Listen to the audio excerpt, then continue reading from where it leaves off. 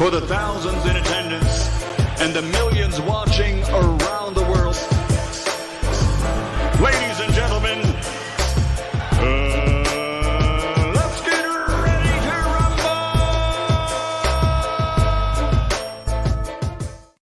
Yeah. What's up? This is boy Coach Malachi Williams in the building. We back. New minute today, USA Boxing. We are back. You know what I mean? It's a good day today, man. What today is? Tuesday? Happy Tuesday, everybody. Happy Tuesday out there, man. Salute to the family, man. Salute to everybody in the chat. Let's give everybody that's here right now a round of applause. Salute to the family. Salute to the family, man. Salute to the family, man. We're going to make it do what it do again today. We're going to make it do what it do again today. I was on a very, very important call with my mentor, the guy who's been mentoring me for a little bit since I've been down this journey. So really good call. Got some really good news coming down the pipe. So I'm really happy about that. But yeah, man, you heard the title correctly. You know, the WBA is basically, they trying to get rid of their quagmire that they had with all of these goddamn belts that they have. So, the WBA is saying that, hey man, they wanna try to, I don't know if they want to try to get rid of the Reggie belt, but they want all Reggie belt participants to fight in order to, to fight the champions or stuff like that, or fighting eliminators in order to fight the champion of the super belt so that they can make that belt disappear, go away. I hope some people are saying that that belt is no longer necessary because we have the super belt, and the super belt is the belt that people mostly clamor to now. So I don't know. The Reggie belt has historical value. It has, it's a historic belt. You see what I'm saying? It's a historic belt. So, do you want to just get rid of the Reggie belt altogether? You know what I mean? Like, do we want to get rid of all of the Reggies? No offense to anyone named Reggie. If you're named Reggie, I apologize. This is no offense to you guys. It's just, it is what it is. You know what I mean? It is what it is. You know what I mean? So let's go ahead and do this, man. You know how we do it, man. I got some good news. Hey, listen, everybody who are members, got some great news, guys. I'm going to be dropping members only videos starting for those guys, for my brothers and sisters that's who signed up for the members. We're going to drop about members only videos. I want to show you guys my whole setup, like pretty much how I set it, like when we do a show, the type of research that I do, basically the whole setup. I'm gonna let you guys see the whole setup, basically what I do, how I go about doing it and stuff like that. But then not only that, I'm gonna be dropping videos at least probably I want to do three times a week, and it's just gonna be strictly for members only, so you guys can you guys can see just see some of the other things that we have going on. Because a lot of people ask me, they're like, man, how you come up with these topics, how you come up with this, what cameras you shoot with, what are you doing, you know what I mean, what are you researching, how do you know certain things, stuff like that. So I really want to share that with you, just show you how this shit really works as it relates to just content creation in boxing. Shout out to the Boxing Lounge. Hey, okay. Shout out to Ana Moketsi. Hey, shout out to Manny 209. Hey, shout out to Juan Carrillo. Hey, shout out to Dragon Leg. What's going on, my brother? Hey, shout out to Big Will in the house. Hey, shout out to Arthur Hawkins. Hey, salute to Knockdown 305. Hey, shout out to Adrian Big 30. Hey, shout out to Mike from Boston. Salute to Frankly Sherry, F Society, Bernard Burton. Shout out to Devon. What's going on, my brother? Tony Boswell, my main man Troy Graham, AV Sounds, Kathy W, Dean West, Jim 82, 2 Matador, Miguel Charco. Shout out to Karma Serene. Shout out to Jay Miller. What's going on, fam? Shout out to Here to There. Shout out to True Gritter 402. What's going on, my brother? Shout out to Malcolm Roach, man, my brother from Houston. Shout out to Hell Hero Elite. What's happening? We're gonna have a good show today. Shout out to Jay Rodriguez, Fuller Ball with the Lick Reed, fam. Shout out to Philo 58. Yeah, shout out to Philo 58. Who that is, right? Is that Ralph? Yeah, shout out to Ralph Reacts. Shout out to my main man from DC. What's up, Slim Ron Boy Fresh? Shout out to Dantes. What's going on, fam? My main man right here in the Bay with me. Shout out to Big Ron Finkley. Out to Charles N. Salute the chick. What's going on, fam? Shout out to my brother Damian Bennett from B More. Shout out to Lonnie Laughlin. Shout out to the Queen Love Green Eyes P. Shout out to my main man Charlo. Salute to Ahmed. Jack Waterthama, what's happening, bro? Shout out to Thomas Jones. Hey, Shout out to Jason Dockery. Shout out to the Queen Fissiana Fights. Salute to the Queen Miss Fit. hey, Shout out to my brother Retro Boston and Documentaries. My brother Blood, what's happening, fam? Shout out to Schoolo X-Mon. Shout out to my main man Mark Nash from the ATL. Rider of the Storm. Salute to Carl Hansen. Salute to Philly Fly. Shout out to the Queen Bless 365. Shout out to A Sneed. What's happening, fam? Dr. Paul Evans. Salute. Shout out to Mr. Pads. Salute to the Queen Arlette. Salute to the Queen Lisa Bells. My main man Smith & West from Detroit. And Punch Perfect Boxing. And let's get into this, man. Let's do this, man. What's going on? Victor Reyes, what's going on, fam? Killing Boxing, what's going on, fam? The Kiji, what they look read. Baltimore Racks, what's happening, fam?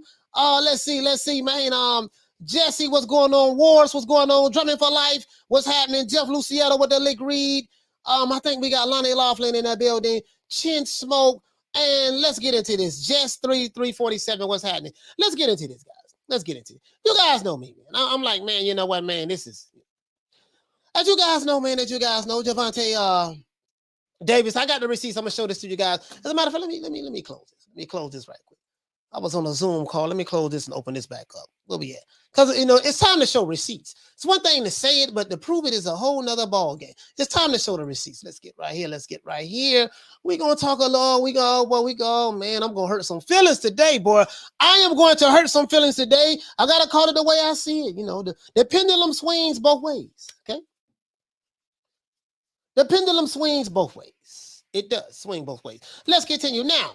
Gervonta Davis will be stripped of the Reggie belt, according to the WBA, if he doesn't or if he refuses to fight the WBA super champion, which right now is George Kambosos.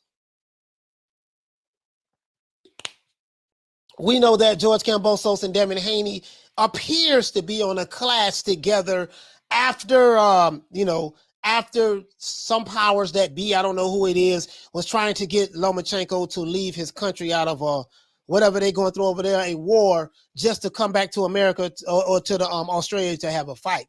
So that didn't work. And so now he's staying over there. So George Kambosos and Lou DiBella have to look at, Devin Haney. We got to fight there. Just offer him the damn contract. Damn. I'll offer him the contract. You see what I'm saying? So they offer them the contract. We'll see what happens. Again, I don't have any inside information. I only know what's being put out there right now by, on the internet, on Twitter with Michael Benson and what the guy named Mike Coppinger. That's all I know. So I don't know the intricacies, what's going on with contracts and stuff like that, guys, just to let you know. I don't know, right? So we'll see what happens with that. You know what I mean?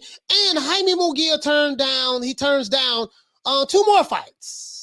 Two more fights. Where them Jaime Munguia fans at today? Where your ass at today? Jaime Munguia fans, where are you? Where are you? Yes, the day of reckoning has come. I told Bad Girl TKO this last week when she called in. She said, yeah, we were talking about Jamal Charlo. And she said, yeah, well, we don't know if Jaime Munguia turned down anything. And, as it relates to the Zhanibek, let's wait and see what happens before we cast judgment. Guess what? The judgment is being casted. Judgment is being casted today. So it is what it is. Now, Gervonta Davis will be ordered to fight the winner of Devin Haney and the winner of the Devin Haney versus Kambosos fight to the mandatory to Kambosos Super WBA lightweight title. So, again, if I don't know what the contractual situation will be between Devin Haney and Kambosos and stuff like that, but the WBA is saying that, hey, man, we're gonna make this guy become the mandatory to that belt right now, very, very soon, because that's what they're going to do right now, right? So we'll see how this shit play out.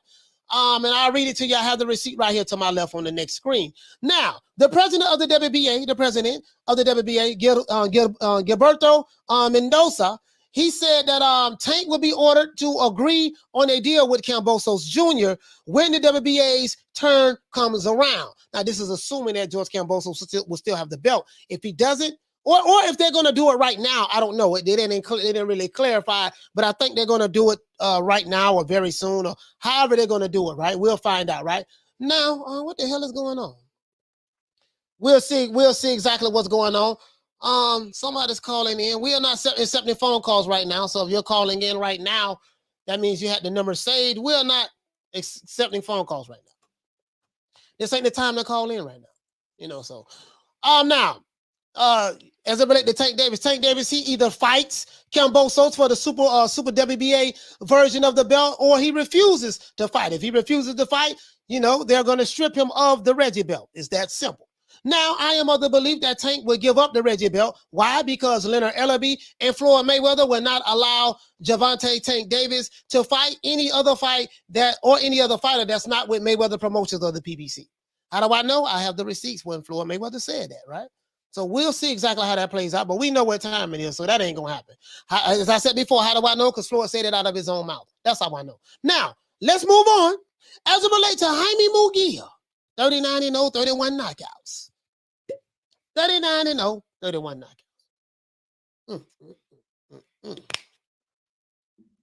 Very interesting. Jaime Munguia has turned down another shot at the title by pulling out of the Zhanibek fight that was ordered by who? The WBO for the vacant WBO title. How did that belt become vacant? Andrade moved up to 168 and the belt became vacant. The vacated belt was vacated, as I said before, by Andrade when he moved up to super middleweight, right? Jaime Munguia and his handlers have officially refused to fight Andrade. He's been the #1 guy for the WBO strap for an entire year. They said they didn't want to fight that guy at all. They didn't want no smoke from Andrade. Facts, have the receipts. Oscar De La Hoya killed the deal for the WBC title with Jamal Charlo. Oscar De La Hoya did that. It's only right. It's business. I just want DAZN to be a part of the deal. That's all. It's just business. Okay, that's what Oscar De La Hoya said, right? Fishness is what they call him, right? And he was ranked #1 with the WBC and the WBO. Jaime Munguia's in a situation where you got dudes who fight like hell to be in a position to fight for the title. Jaime Munguia and his handlers, they fight like hell not to fight for the title. So let me get this straight. You had an opportunity to fight Jamal Charlo for the WBC strap. Oscar De La Hoya said, it's just business. I want DAZN to be a part of it, guys. That's what he says, right? Okay, so the WBC said, you know what, baby boy, don't even worry about that, baby boy. What we're going to do with this is, since if that don't work out with the WBC, with you and Jamal Charlo, what we're going to do, we're going to mandate Jaime Munguia to fight the guy who's next in line, the #1 contender, the #2 contender, which was Adames. We're going to mandate that. Oscar De La Hoya and Munguia, his team say, no, baby boy, we're going to pull out of that. We don't want none of that neither. So pull it out of Jamal Charlo. All right, pull it out of Adames. Okay, cool. Okay, you was the #1 contender to fight Andrade for all of this time. The same dudes who say Andrade don't fight nobody, he do and all this shit there. That's fine. Jaime Munguia had an opportunity to fight him. He's been there for a whole year. Guess what? They're like, no, we don't want to fight him neither. So the WBO say, you know what, baby boy, don't worry about it. You #1 in the WBO. This guy right here, Zhanibek, is ranked #2 in the WBO. He has 11 fights with seven KOs, and he has a hell of an amateur background. We're gonna get an opportunity to fight for that. Whoever win between you and him will be the interim champion, and then you'll get a chance to fight for the WBO strap, the title. No, we don't want that either. We're gonna pull out of that as well. Okay. So now let's see. Now the WBC has ruled that if the deal with Charlo cannot be finalized, instead of going to a purse bid, Munguia would then have to face Carlos Adames, who is ranked #2 by the WBC. But Jaime Munguia handlers turned that down as well, as I said before. Jaime Munguia and his team have dug all of the tough competition in the middleweight division by turning down title shots and mandatories. Fights that's been mandated. Walk like a duck, sound like a duck. It's a goddamn duck. I don't give a damn what you say, how you say it. Want to hear from you today. As far as I'm concerned, this man and his team is a duck. As far as I'm concerned, Darkwing Duck, Daffy Duck, Donald Duck, and Scrooge McDuck. That's the way I see it. And any other duck that you can think of, we're going to keep that same energy. Why are we going to keep that same energy? Because this guy is 39-0 with 31 knockouts, and his handlers are protecting him by putting Munguia in the Golden Boy Witness Protection Program. Jaime Munguia is officially a part of the Golden Boy Witness Protection Program. I don't give a damn who he is, where he from. I'm telling you, this guy's a part of the Witness Protection Program. They are protecting their health. They got this dude wrapped up in bubble wrap. Like, God damn, y'all don't want him to fight no stiff competition? Y'all don't want him to fight no champions? Wait a minute. I thought fighters, they come in this game to make money and become a champion. You've been in the middleweight division for 2 years now. Since what, 2020? Woo! I told y'all last week. I say, boy, I say, I'm going to give it the benefit of the doubt. I told you last week, I said, I'm going to give it the benefit of the doubt. But if it turned out that he turned down these other fights with Zhanibek, we're going to see how that turned out. I said, I'm going to be on his ass. Guess what? I am on his ass today. Pause. Now, it's obvious to me, as I said before, that Jaime Munguia and his team are content on cherry picking from the finest of the cherries, and they have no intentions on fighting anyone they deem as a threat. What do you guys think about the WBA's decision to strip Gervonta Davis of the Reggie belt if he doesn't fight the Kambosos or the winner out of Kambosos and Devin Haney, because they're going to mandate that fight? And what do you guys think of Jaime Munguia and his team ducking Andrade, Charlo, Zhanibek, and Adames? Carlos Adames. If you're new to the channel, please subscribe, hit the like button. We got 209 people watching. We have less than 100 likes. Hit the likes up so you can call in and say what you want to say. I want to hear what you got to say. Want to hear what you got to say. Oh, let's go, man. Let's go. As a matter of fact, let me just get. I wanted to go straight to the chat, but let me get straight to the. I'm gonna go straight to the damn receipts, because you know it's one thing for me to say it, but it's another thing for me to prove it. I'm gonna show it to you. Let's see. He said Munguia is a decent guy, has a lot of holes in this game that can be exposed, and his handlers know it too.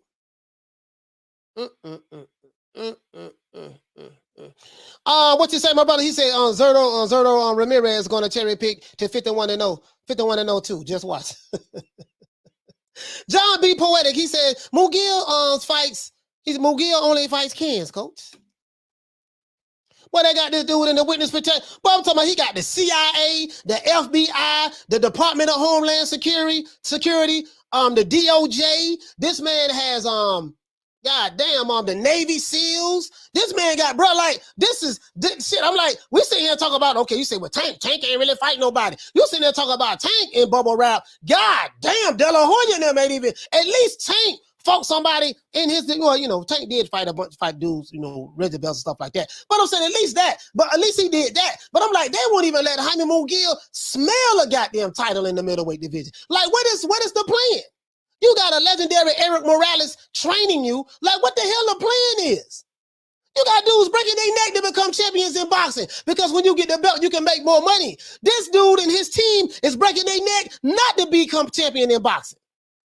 Come on, man. Come on, man. He say Tank is doing the same thing as Munguia. Yo, I talk about Tank all the time. But guess what? Since I talk about Tank all the time, guess what time it is who to talk about? Munguia. Yeah, Munguia. We got to talk about him. We got to keep that same energy, right? Y'all wanted to be fair. Y'all wanted to be fair and balanced, right? We got to keep that same energy, right? Let's keep that same energy today. Shout out to Roshiki for dropping that half a bam dub on your boy. Hey, Leroy. Super chat received. Playtime's over, boy. Let's see. He say, Coach, you and E Thriller are my go-to channels. Yeah, man. Shout out to my brother Reggie. He said this topic isn't about to get a lot of traction. They caught pleas and give boys and give boy passes for this. Yes. See, yeah, Smith and West hit the nail right on the head. So what I notice is this here, right? You know, like certain guys we talk about it get a lot of traction and people jump on it and be like, yeah, you know what I mean? Jamal Charlo, yeah. Tank Davis, yeah. You know, Errol Spence, Terrence Crawford, yeah, yada. But boy, when we come around to their favorite fighter, but them same people, they don't keep that same energy. They be looking crazy, shaking like booty meat, shaking like a leaf in the middle of a hurricane. I'm like, nah, ducking is ducking. Nah, hold on. Well, no. We're not gonna do this. You're not gonna tell me that a guy is 39-0 with 31 knockouts. He's a knockout artist. I don't want to hear no shit about, well, he's only 25. He ain't got a baby mama yet. His cousin driving a Yugo. His auntie catching the buzz. You know, I don't want to hear all that shit. We don't do all that goddamn babysitting fighters and putting them in witness protection program. They signed up for this shit. That's why I don't feel sorry for a fighter. When you make a conscious decision to sign up to get punched in the face for a living, guess what? This comes with the territory. This comes with the territory. The criticism, all of that shit, it comes with the territory, right? You know, so that's what it is. So, you know, if you're in the weight division, I don't give a damn who you is, especially if you're fans and you know what I say. If you tell me your fighter is King Kong, I better see his ass in the ring fighting Godzilla. If you tell me your fighter is Optimus Prime, I better see his ass fighting Megatron. It's facts. It is what it is. It is what it is. It is what it is. Let's hit the like button, man. We got less than 100 likes. Matter of fact, let's get to 150 likes. We'll open up these phone lines. I want to hear this shit. I really want to hear this shit right here. I want to see you niggas playing your way out of this. I want to hear you say, oh, well, you know, you just hating on Jaime.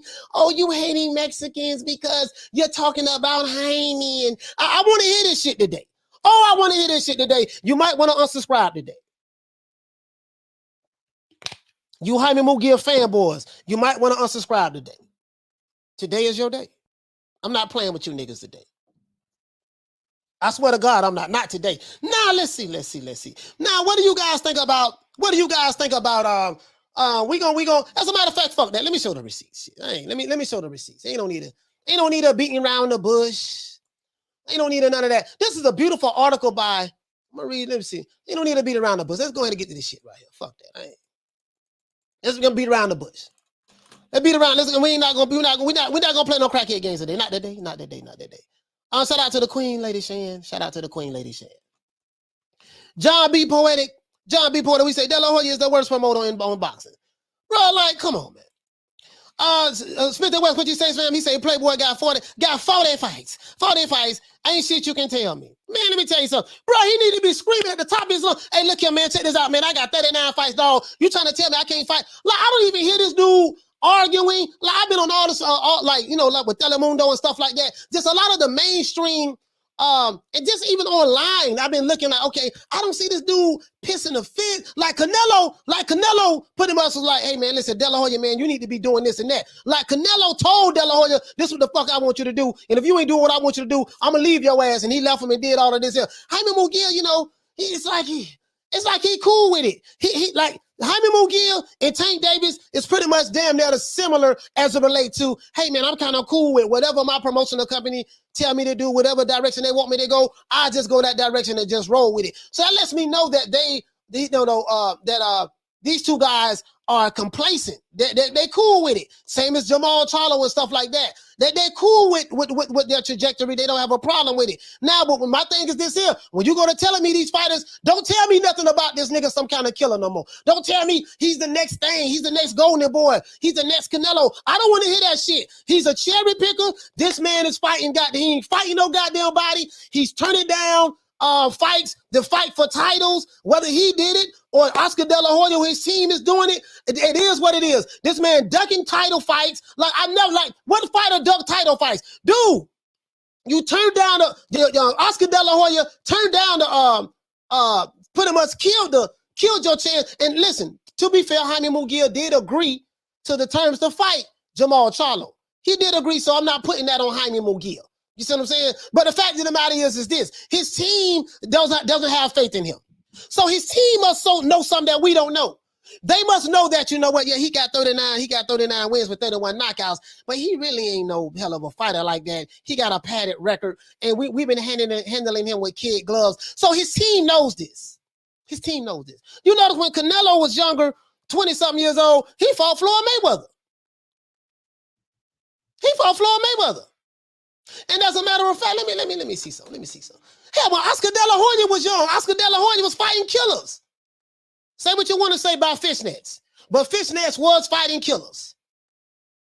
He was fighting tough competition. How can you be a promoter like Oscar De La Hoya, come from the background that you come from? You know, you come from that old school era, with the tail end of that particular old school era, that fought the best guys. You fought the Pernell Whitakers. You fought the Julio Cesar Chavez's. You fought the Bernard Hopkins and Ike Cortez and Floyd Mayweather. You fought these guys. But yet you're denying Jaime Munguia the opportunity to fight the guys of his era. Why, sir? That's the question I have.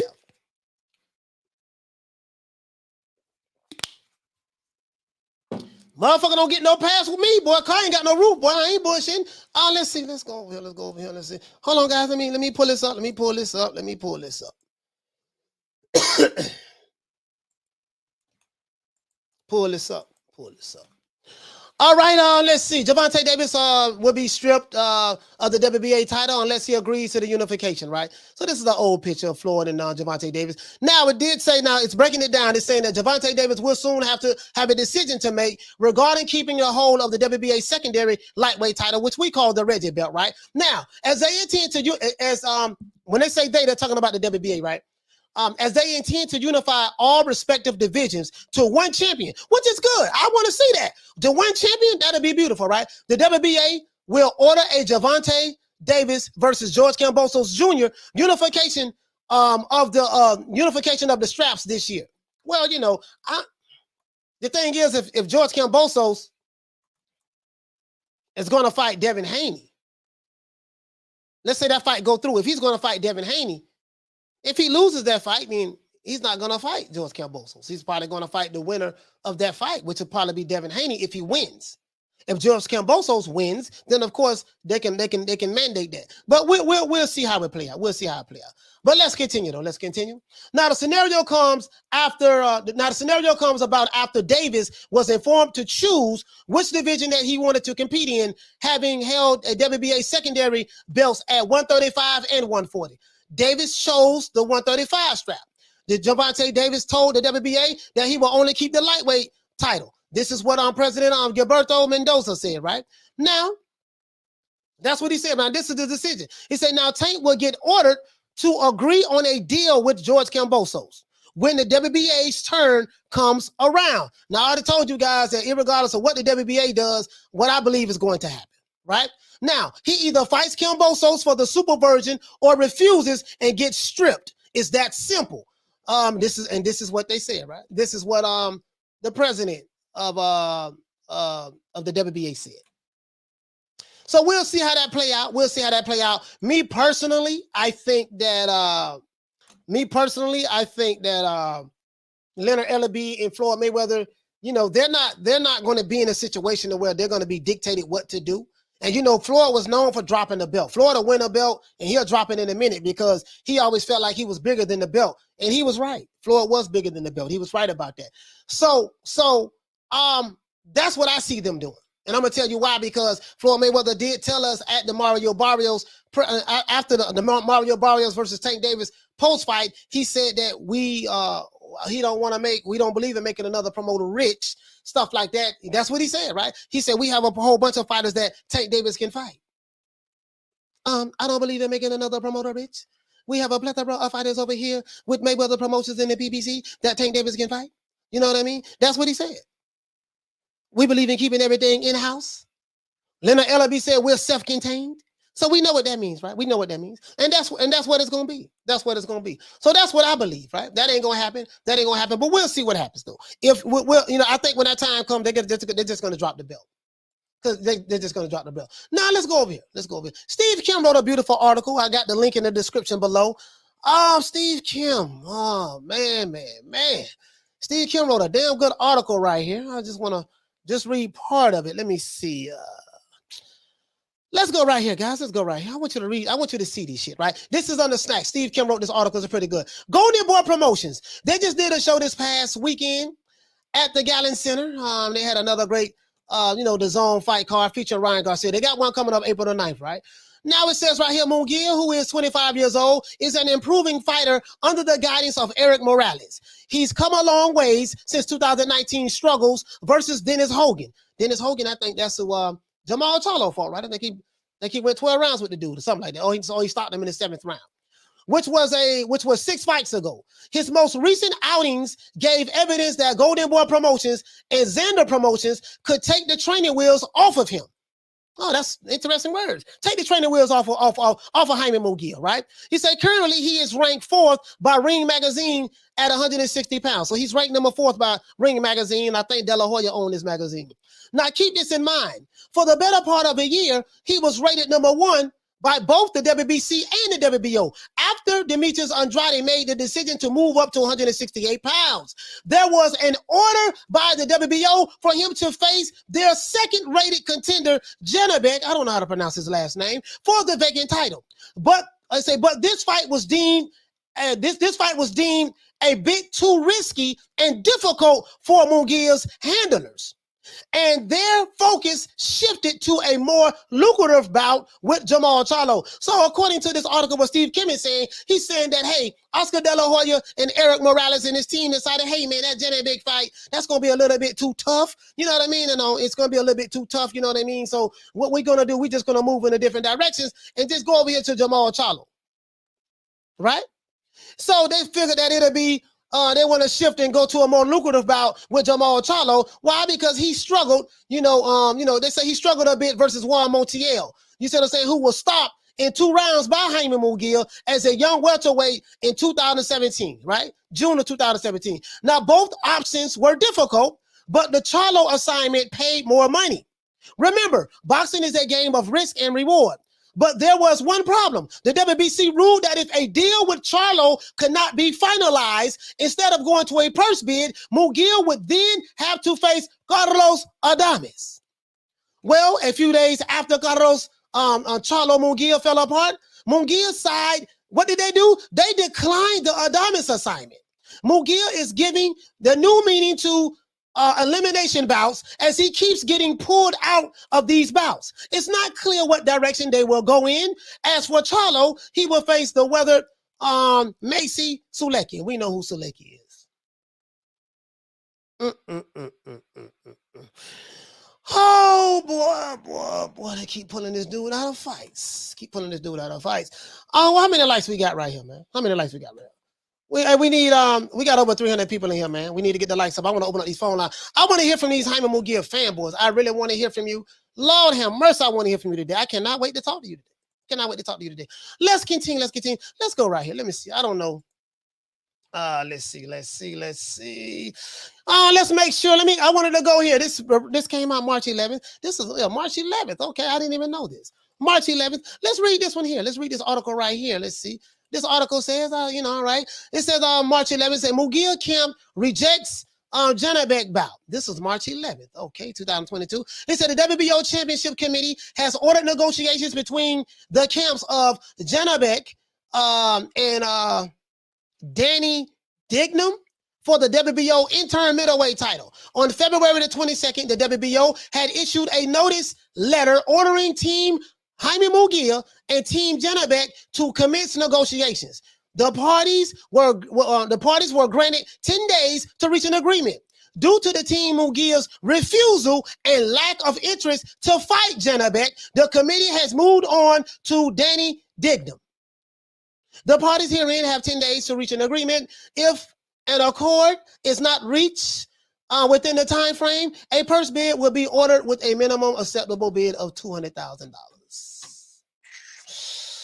Let's continue. Let's go over here. Let's keep reading. Let's go one more time. Just a little bit more. Then we're going to address the chat. Let's see. Eddie Hearn questions why Munguia won't fight Demetrius Andrade. This is probably about a month ago. He put this out there. He said promoter Eddie Hearn is stomping mad at highly ranked Jaime Munguia choosing not to challenge the WBO middleweight champion Demetrius Andrade for his title. This was before Andrade moved up. Munguia has won 5 fights since moving up to 160 pounds in 2020, but his opposition has been less than impressive. Munguia has 39 wins, 0 losses, and 31 KOs. He's a knockout artist, right? He's known for knocking people out, right? Knockout artist. Has chosen not to use his mandatory status at 160 pounds to challenge the WBO champion Andrade for his title. And Hearn is not happy about that. So let me get this straight. Oh, let me get this straight. Okay, he hasn't challenged, right? So Hearn is being given grief by boxing fans for him not setting up big fights for the unbeaten Andrade, but there's nothing that he can do about it when you have contenders like Munguia who is choosing not to use his mandatory status to fight for a title. Woo! Oh, let me see what we got right here. 127. We need 33 more likes. No, 23 more likes. We need 23 more likes. I want to open up these phone lines. All I'm saying is this.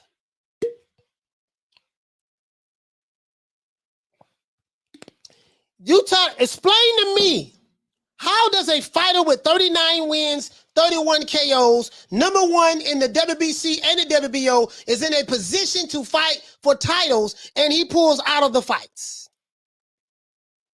Somebody explain that to me. Where are you Jaime Munguia hype men at? Phone lines is open. Please don't duck this number when I drop it. Don't duck the number when I drop it. Please don't duck the number when they drop it. If you don't like what I'm saying, you can get the fuck off the block. I give two fucks about your feelings. You know we don't like fanboys, and we see some of them have left the building.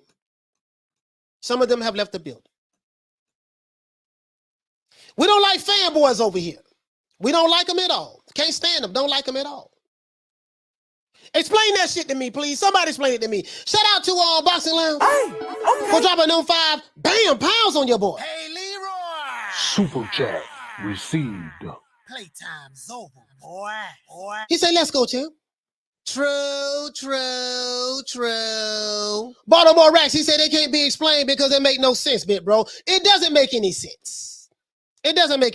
This guy is a part of the Golden Boy Witness Protection Program. Explain this shit to me, man. Like, please, somebody explain it to me. Like, I'm not the smartest guy in the world, but my GED education tells me this. I see Canelo Alvarez fighting for championships, becoming undisputed, want to become champions, fighting undisputed champions. I see David Benavidez want to fight. He had his belts, but he want to fight the best, want to fight champions to try to become a champion. I see, who else? George Kambosos, he did his thing. He got the belts. He had to wait 10 years to get a shot at the title. He got it, and he's relishing the moment. Devin Haney, he fights to become a champion. Shakur Stevenson, Oscar Valdez, those guys are 2 champions. When they got the opportunity to fight, they took advantage of it for the belts. Listen, who else we got? We got, the Katie Taylors, when she became champion, she wanted to fight for the belts. Clarissa Shields. You got all of these different fighters that I can give you examples of when they had an opportunity to fight for a championship belt to become a champion. They took advantage of it. Can anyone show me a guy currently boxing right now? And guess what? It might be, and I'm not saying it's not any. But make it make sense to me. You trying to tell me this dude have many opportunities to fight for a belt, to become a champion in the middleweight division, in the sport of boxing, in the middleweight division, and you just turn him down, we're going to pull away from that. No, we don't want that. No, don't want that right there. No, that's okay. We'll pass on that right there. It's a dude right now sitting back begging for an opportunity to fight for a title. I know these guys very well, man.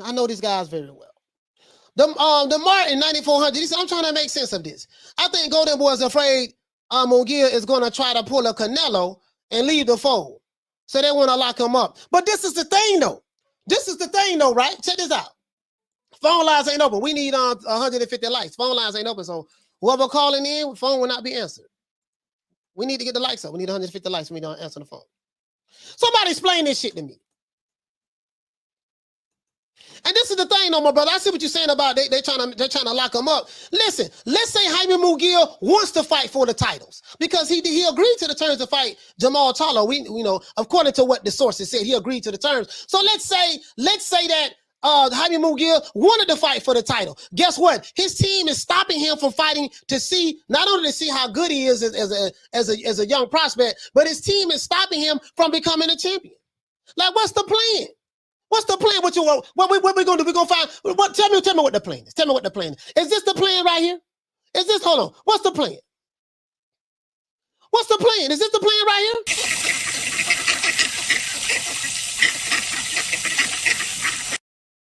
Is this the plan? Is that the plan? Like, what's the plan? I'm gonna make him a superstar like Canelo. How? He ain't doing the shit that Canelo did.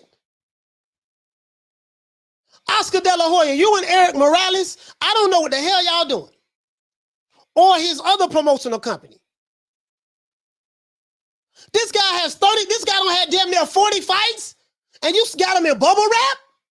So you know what this telling me? This telling me that, you know what, man, we kind of like padded his record to make it look like it was something that is not. And now we are in this #1 ranked position to fight the tougher guys, to fight for championships. And we don't think he's ready yet because we know what we did in order to build him up in the first place. That's what that tells me. That's what that tells me. That's what that tells me. That's what that tells me. He said the plan is for him to fight for a vacant belt. That's not the plan because guess what? There's a vacant belt in the WBO right now. With the WBO title is up for grabs. It's a vacant belt. I just read it. It's a vacant belt right now. So that can't be the plan either. Come on, man. It's a vacant belt right now. Vacant belt right now. This dude here say, don't hate on Munguia. He's moving at his pace. And what's the problem with that? Man, Munguia is ducking. He's not fighting anybody. They got his ass in bubble wrap. So you part of the same guy that says, oh, he's just moving in his pace, but you won't have that same energy if it was a Tank Davis, a Devin Haney, a Crawford, or an Errol Spence. But when it comes to your favorite fighter, oh, he's moving at his pace. The man has damn near 40 fights. He got more fights than Crawford. He got more fights than a lot of these fighters out here. He's moving at his pace. Hush. His team ain't got no faith in him. His team ain't got no faith in him. Team ain't got no faith in him. His team ain't got no faith in him at all. Phone lines is open, man. Y'all call in. Jaime Munguia, where you at? Where you at? Team Jaime, where you at? 530-494-9636. Man, I don't want to hear that shit. We don't duck no smoke over here. If you mad, don't like what I'm saying, want to unsubscribe, holler. Give two fucks about you getting mad, getting your whole ass feelings. If you want to leave, leave. We don't beg for no subscribers over here, man. We don't. Phone lines is open, 530-494-9636. Defend this shit, please. Defend this shit. Because this is all I'm seeing. This is all I'm seeing.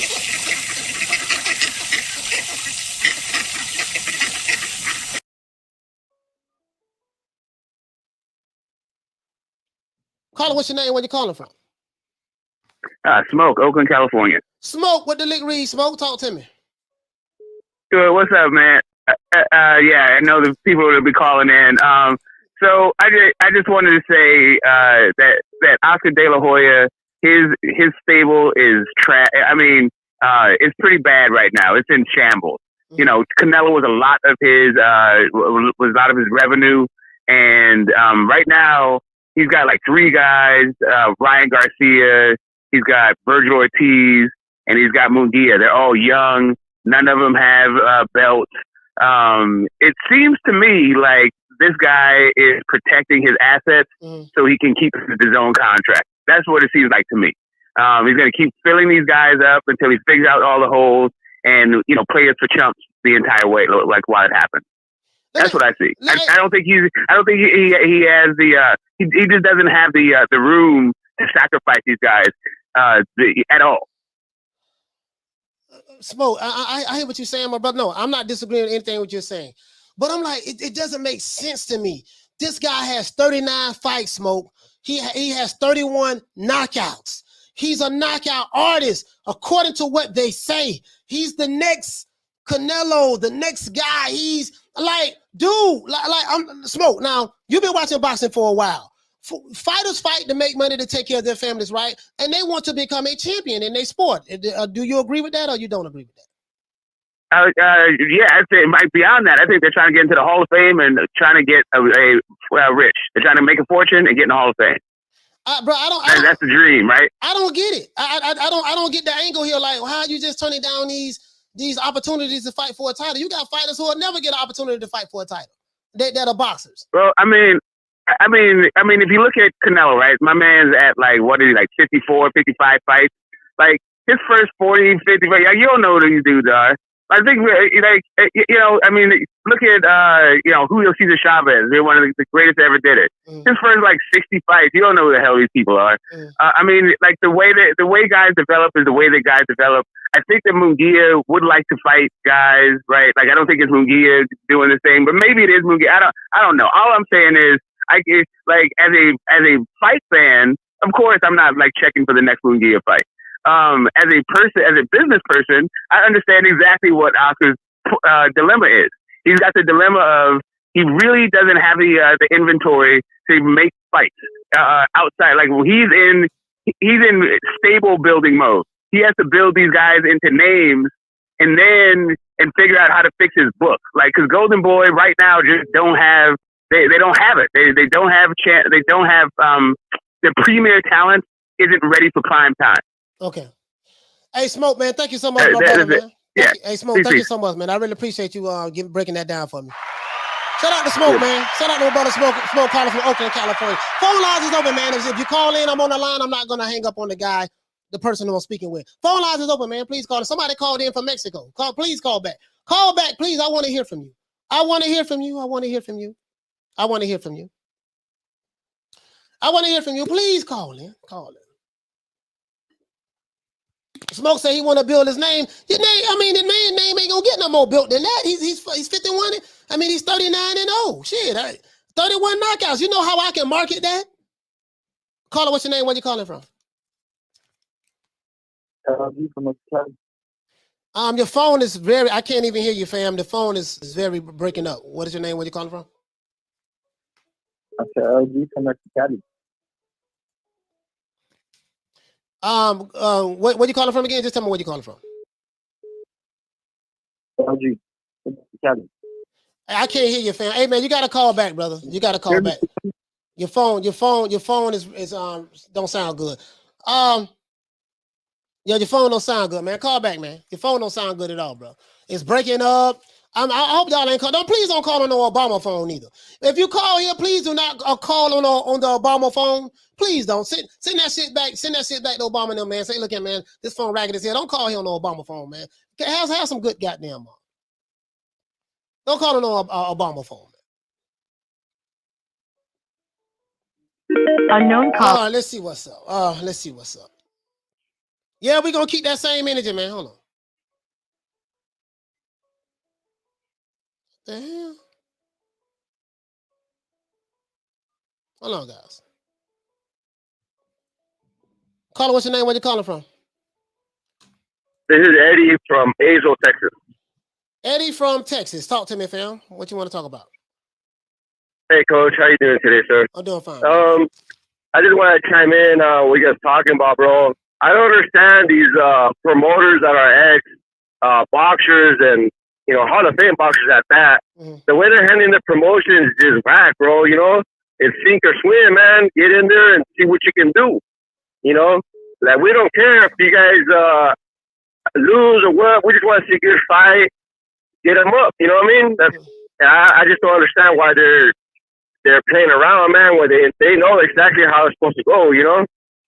I mean, bro, this shit don't make no sense to me, man. Eddie, like, bro, like this guy. Jaime Munguia is 30. He's 30.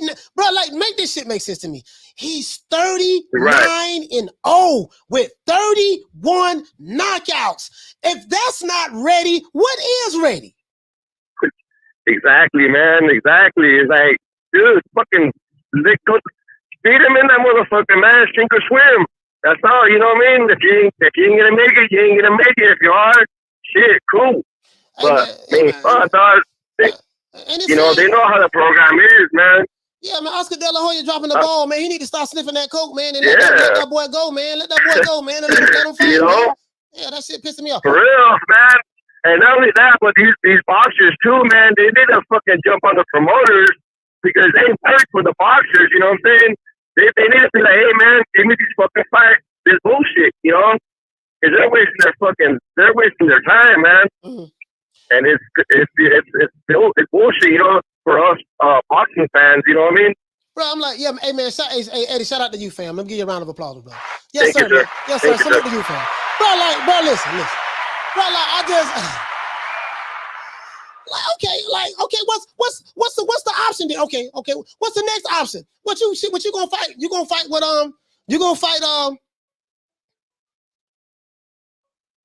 hold on, guys, we got the phone lines is hot. Caller, what's your name? Where you calling from? Hey, but hey, how you doing, Coach? It's your boy Gus from Lancaster, California. Gus from Lancaster, talk to me, fam. Yeah, well, the other day I was watching Morning Combat. It's like a little show, YouTube thing I watched, talk about boxing and MMA, and they had an episode where Steven Espinoza was there. They kind of were talking to him about the Munguia Charlo situation, and what I heard what he said was that Charlo and Munguia, they want to fight. That's yes. Yeah, we know that. We know Oscar, that. Yeah, but Oscar wants it on the zone. Yeah, I know. And they want it under Showtime, so they don't want to they don't want to collab. They just want it under one platform. So that's I think that's probably it. I heard it from him, but he be saying a lot of other shit that I'd be like, oh, he don't know what he's talking about. But that kind of sounds a bit true with what the narrative of people were saying and stuff. So to me, Oscar got to just like let him go, let him do his thing. Yeah, so my thing is this here. Okay, I give you the Charlo thing. What about Carlos Adames? WBC ordered that fight that happened, and you see, no, I don't want none of that. I'm gonna pull out of that. What about Zhanibek with the WBO? I'm gonna pull out of that too. Yeah. What I'm not sure about those. What about Andrade when you had the opportunity to fight him? You've been number one for the WBC and the WBA for an entire year. I don't want to fight him neither. So that's what I'm saying. But listen, hey, shout out to you, Gus, man. Salute to you, fam, for calling from Lancaster, California. Salute to you, brother. Thank you, bro. Yes, sir. Man, listen, man. I can't. Listen. If I'm Jaime Munguia, the first opportunity I get to leave Golden Boy. If you're new to the channel, please subscribe with the like button. The first opportunity that I get to leave Golden Boy, I'm out of there. I'm out of there.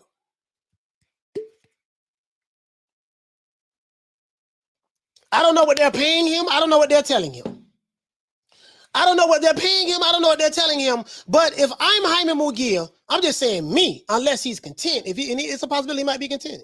Might be. I'm like, you know what, man? No, man, I got to get it. Like this shit right here, man. I got a promoter who's snorting coke, wearing Pampers and fishnets, and I can't get a shot at the title. He keep pulling out. We keep pulling out a fight. Caller, what's your name? Where you calling from? I'm Jake from Rochester, New York. Jake from Rochester, New York. Talk to me. What you want to talk about, fam? Hey, I've just been listening to your program. You're talking about Jaime Munguia. He turned down 2 title shots and an eliminator. Yep.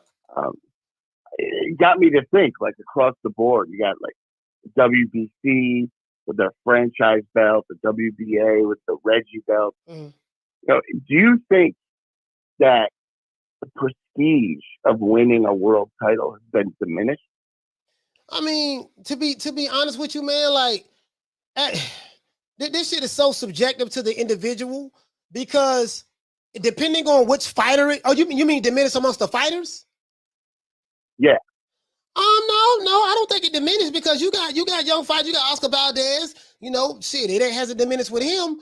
You got quite a few fighters, Shakur Stevenson and stuff like that, Haney's and the Kambosos, I think he's in his 30s and stuff like that. Nah. Virgil Ortiz want to become a champion. Boost Ennis want to become a champion.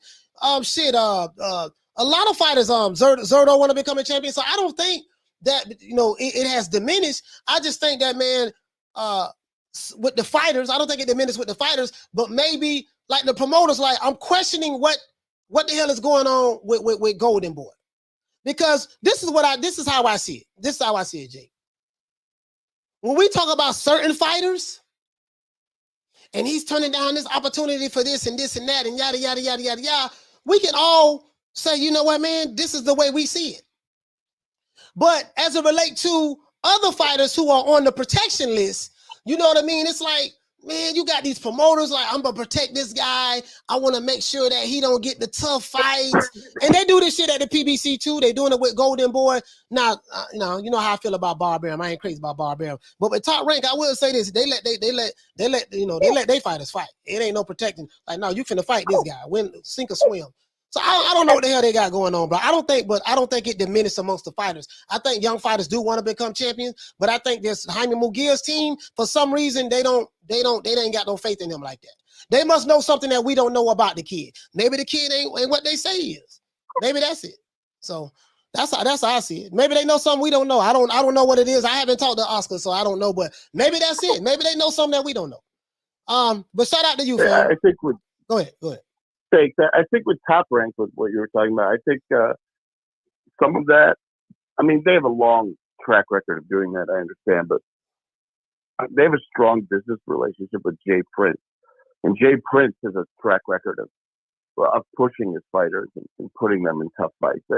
I saw an interview with him on Joe Rogan. He said he had to sit on the phone with Floyd Mayweather for 12 hours and convince him to fight Diego Corrales. Like, it took a really long time, I guess, but he doesn't seem like the type of a manager who's looking to, I guess, do his fighters a disservice in terms of their development. Yeah. You talking about De La Hoya? Oh no, Jay Prince. The promoter. Jay Prince working with had strong relationship with Top Rank. Yeah, he does. Hey, shout out to you, Jake. No, go ahead. No, I was just saying he seems to not do his fighters a disservice and puts them in tough fights. Like I was saying, he was on Joe Rogan and he said I need you to wrap it up, sir. He sat there for 12 hours on the phone with Floyd. Yeah. Trying to convince him to take the Diego Corrales fight. All right, for sure. It's just stuff like that. Shout out to you, Jake. Salute to you, fam. Thank you so much for calling over. Listen. Phone lines is hot. Let's see. Talk to me. Caller, what's your name? Where you calling from? My name's Rob from California. Rob from California. Talk to me. What you want to talk about? I got this spin on it. How about we're the problem, us the fans? How about we value the zero too much?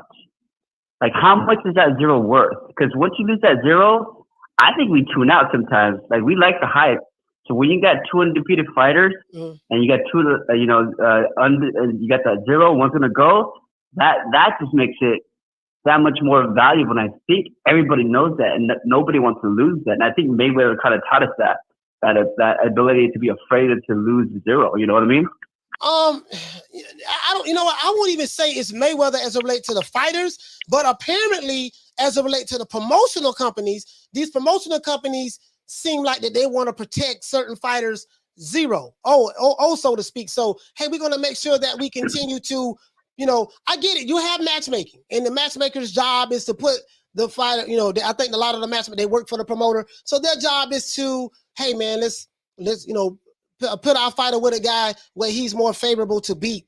When it comes to matchmaking. But when you get on a championship level, the champions have to fight the top guys. Marvelous Marvin Hagler did it. You know what I mean? Sugar Ray Robinson, Roy Jones Jr., Julio Cesar Chavez, Salvador Sanchez, the Zuma Nelson, hell, Oscar De La Hoya when he was boxing. So, how about as a fan, how much is that zero worth in your opinion? I mean, it's subjected to the individual. Like for me, like some fans, if a fighter loses, depending on if they don't like the guy. I'm gonna give you a perfect example before I let you go. If let's say you're a Tank Davis hater. You hate Tank Davis. You don't like nothing about him. So if he lose, he ain't worth nothing anymore. He got a loss. I told you it was a hype job. but that's coming from the perspective of an individual who hates Tank. But someone who loves Tank, if he loses, they'll say, no, we're still gonna rock with him. But that person who may hate Tank, his favorite fighter may be Jaime Munguia. Right? So Jaime got the yada yada yada yada yada. He's good to go. But if he loses, they won't keep that same energy with Jaime because that's the guy who they like versus Tank, the guy who they don't like. So basically, to answer your question, it's subjective to the individual. I won't say that all the fans feel the same way. We're not one monolithic group of people. But they both make money though. They both make money. If you lose zero, you make money. If you win it, you make money. But once you're like, say, Adrian Broner, and you already lost like 4 fights, then your value goes down a lot, right? I mean, AB, it is what it is. He's not fighting right now, so I don't know. But to answer your question, that's related to the fans. You might have a point. Maybe fans add too much to the O. You might have a point with that. Hey, but thank you so much, Rob, calling from California. Salute to you, fam.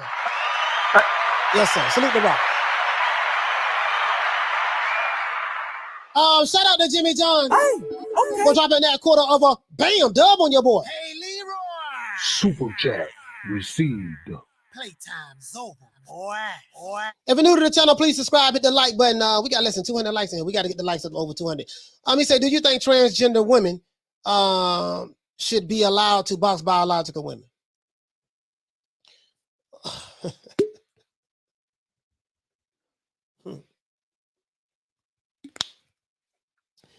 The only women I know are biological women. That's the only women I know. If you're not a biological woman, you're not a woman.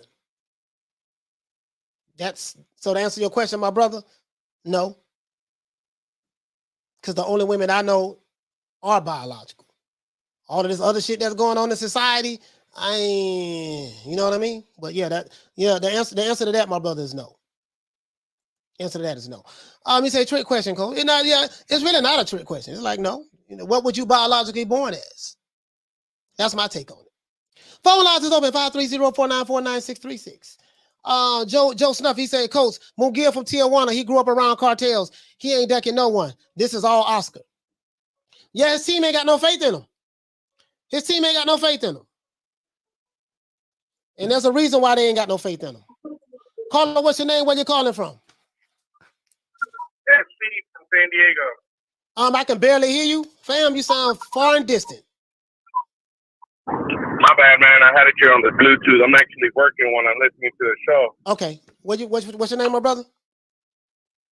My name is SC, man. You know who I be. Oh, SC, talk to me. I couldn't hear you, fam. Talk to me. SC, talk to me. Hey, just to get to that question that somebody asked you about the transgender and stuff, that's a big N-O. That person that be having that person fight, maybe they should ask themselves when they have a daughter, would you let your daughter fight that transgender? That should be the question there. Mm-hmm. I mean, hey, man, my answer is simple. I only know one type of woman, and that's a biological woman. That's it. That's true. There's a lot of you might not get a lot of heat from the other alphabet crew right now. I don't give a fuck about the heat. I don't give a damn about the heat, the sun, the volcano. I don't care. And that's why I listen, man. That's why I listen. Another thing, you got to keep the same energy with all these duck hunters over here, or ducks. I don't blame the fighters really, because I mean they're out there doing the hard work trying to fight. The promoters, I probably blame 60-40 on top of all that. Of course, the fighters are going to try to pick the most winnable fight. Not defending Munguia, but I mean he ain't no Canelo. You know what I mean? If you speak about Canelo's ducking too, but he has like you say, he has the work. He has a whole body of work that he has, so he could be like Mayweather. He could choose who he wants to fight. Yeah. I mean, you know what I mean? But he's in that position. So, my thing is, I'm not the bitch and moan and complain type guy. I'm the type of guy, hey man, if it's something that you don't like, you either change the situation. If you can't change it, then focus on what you can control. That's the type of guy I am. I'm not gonna sit here and beg, bitch and moan, cry. Oh man, please, babe. I ain't finna be doing none of that shit. Control what you can control. This is what I would like. I would like for Jaime Munguia to become a little bit more vocal, speak up, and just let people know, man, talk to his fans, let them know, hey, look here, man. I want to make these certain moves. I want to fight these guys. I want to do this, man. But my promotional company, man, right now, they got a plan for me. And this is what it is, guys. Because what's going to happen is this here. Eventually, his fans is going to start putting pressure on him. Like, dude, you 39-0 with 31 knockouts. Some got to give, dog. Like that's my whole point. Feel it, man. You know what I mean? I feel the pressure. I live half my life in TJ. You know what I mean? I have a kid over here. I work in San Diego, and I live in TJ half the time. So I'm like, I hear it. You hear what, you know what I mean? There's only a couple handful of fighters from Tijuana that are actually active right now that I actually know that are, you know what I mean, on the map. And he's the top one. He's the top one. And that sucks. You know what I mean? He be trying to, rep Tijuana, have these fucking singers, like all these other boxers that are already, you know what I mean? They're already champions, come out with the little singers or the rappers or whatever, and I ain't feeling that shit. Just like I told you last week about him. He needs to move up. He's too fucking skinny to be fighting at 160, man. He's already dying. Well, you know, if he's struggling to make the weight, he does need to move up. That's my motto. Like, I don't feel sorry for fighters who struggle to make weight, because guess what? If you're struggling to make weight, that's your body telling you, dog, we need to move up. So just move on up, you know. And not to speak on Virgil and everything. I already see some other podcasters talking shit, but I mean, like it's the same thing. Homeboy's like 6 feet tall, man. He can't be weighing that. What is it? 147? Yeah, he's trying to cut. Yeah, I don't know how him boost. You know what I mean? I'm like, of course.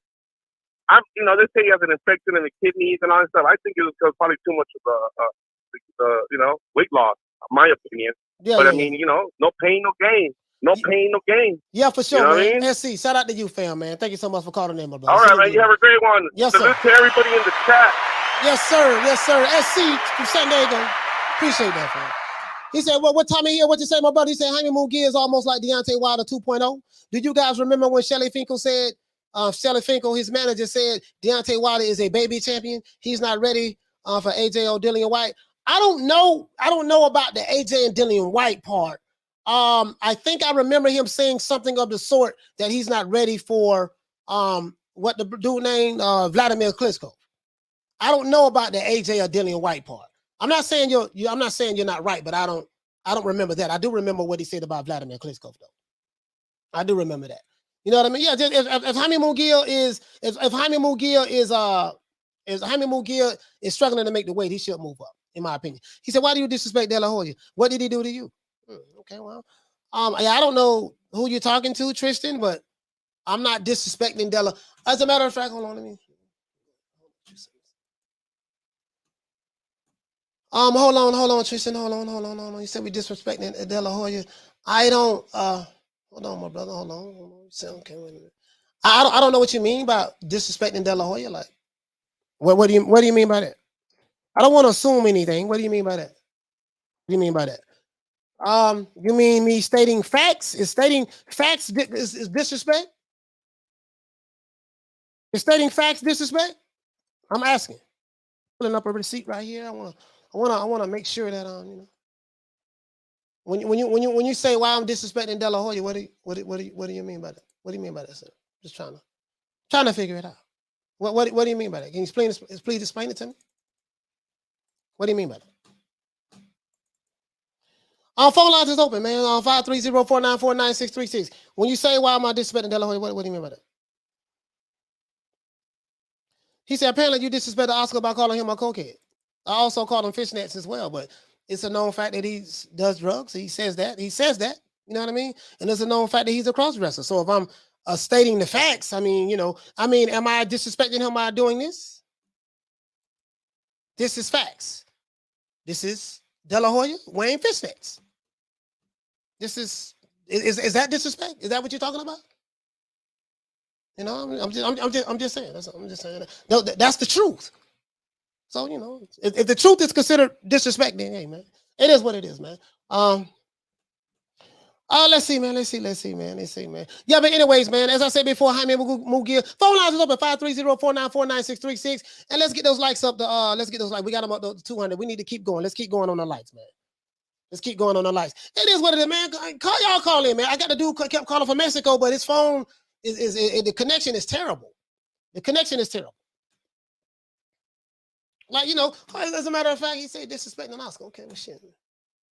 I don't know. I'm trying to figure it out. Like, what does he mean by that? What does he mean by that? What does he mean by that? Let me see. The hell?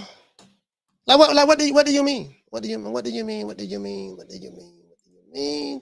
Told y'all don't come over here. Y'all don't come over here playing with me, man. Please do not come over here playing with me, boy.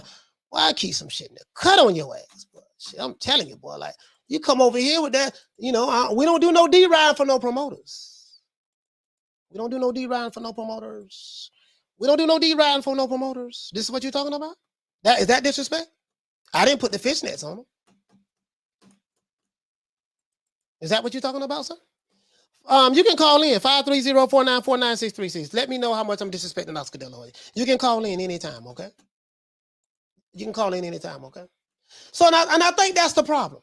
I think the problem is too much of that going on and not enough focusing on your fighter. And that's probably why Canelo left. That's probably why Canelo left, and you see him hugging Eddie Hearn.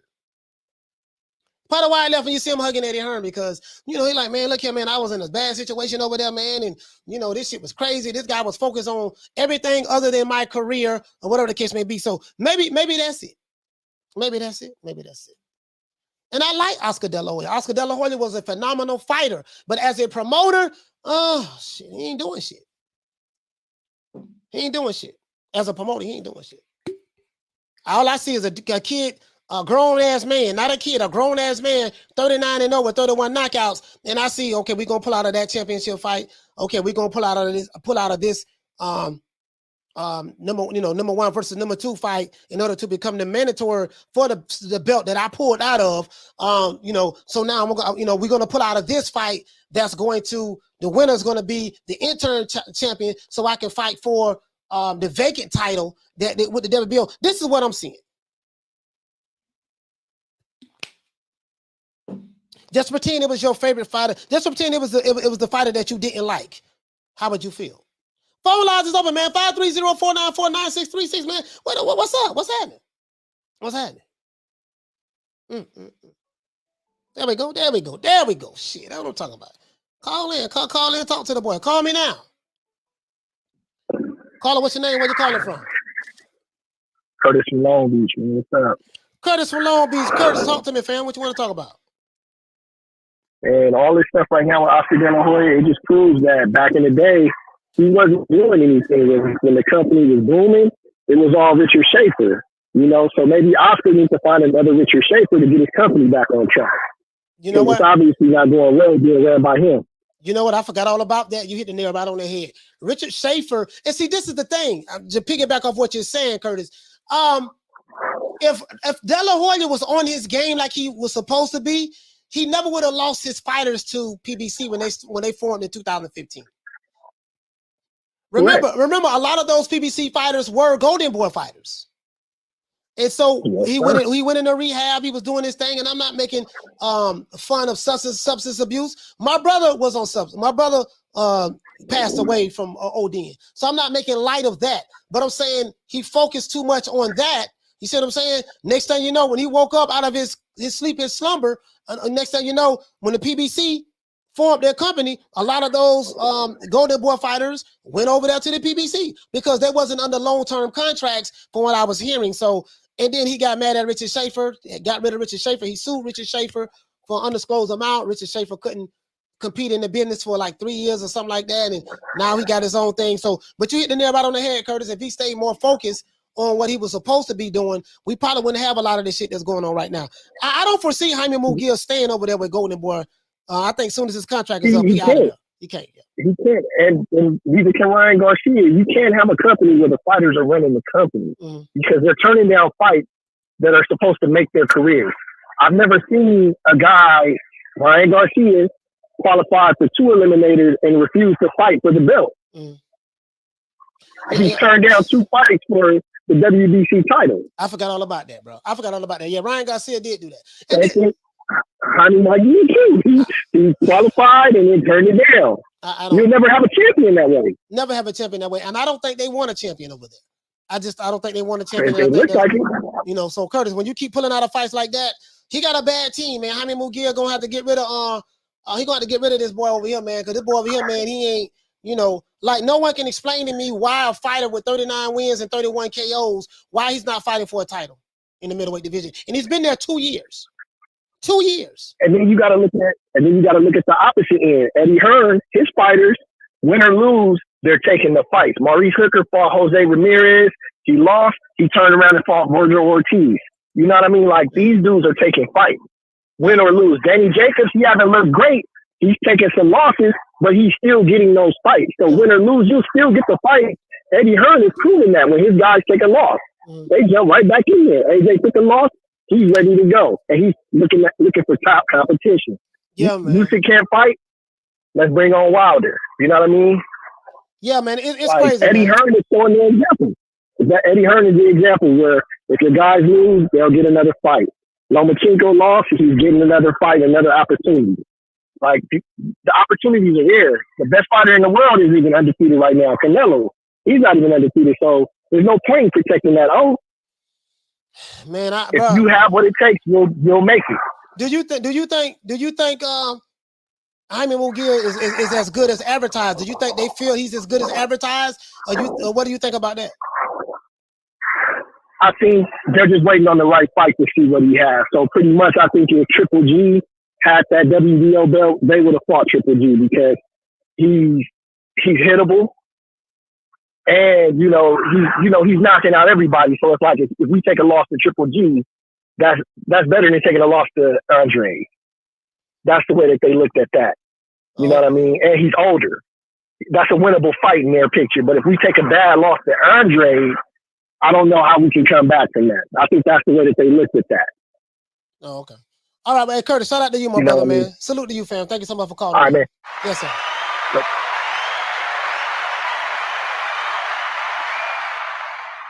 Hey, man, 530-494-9636, man. Please call in. What a brother had to say that I was just betting Oscar. Like, where? He said Klitschko didn't need a name.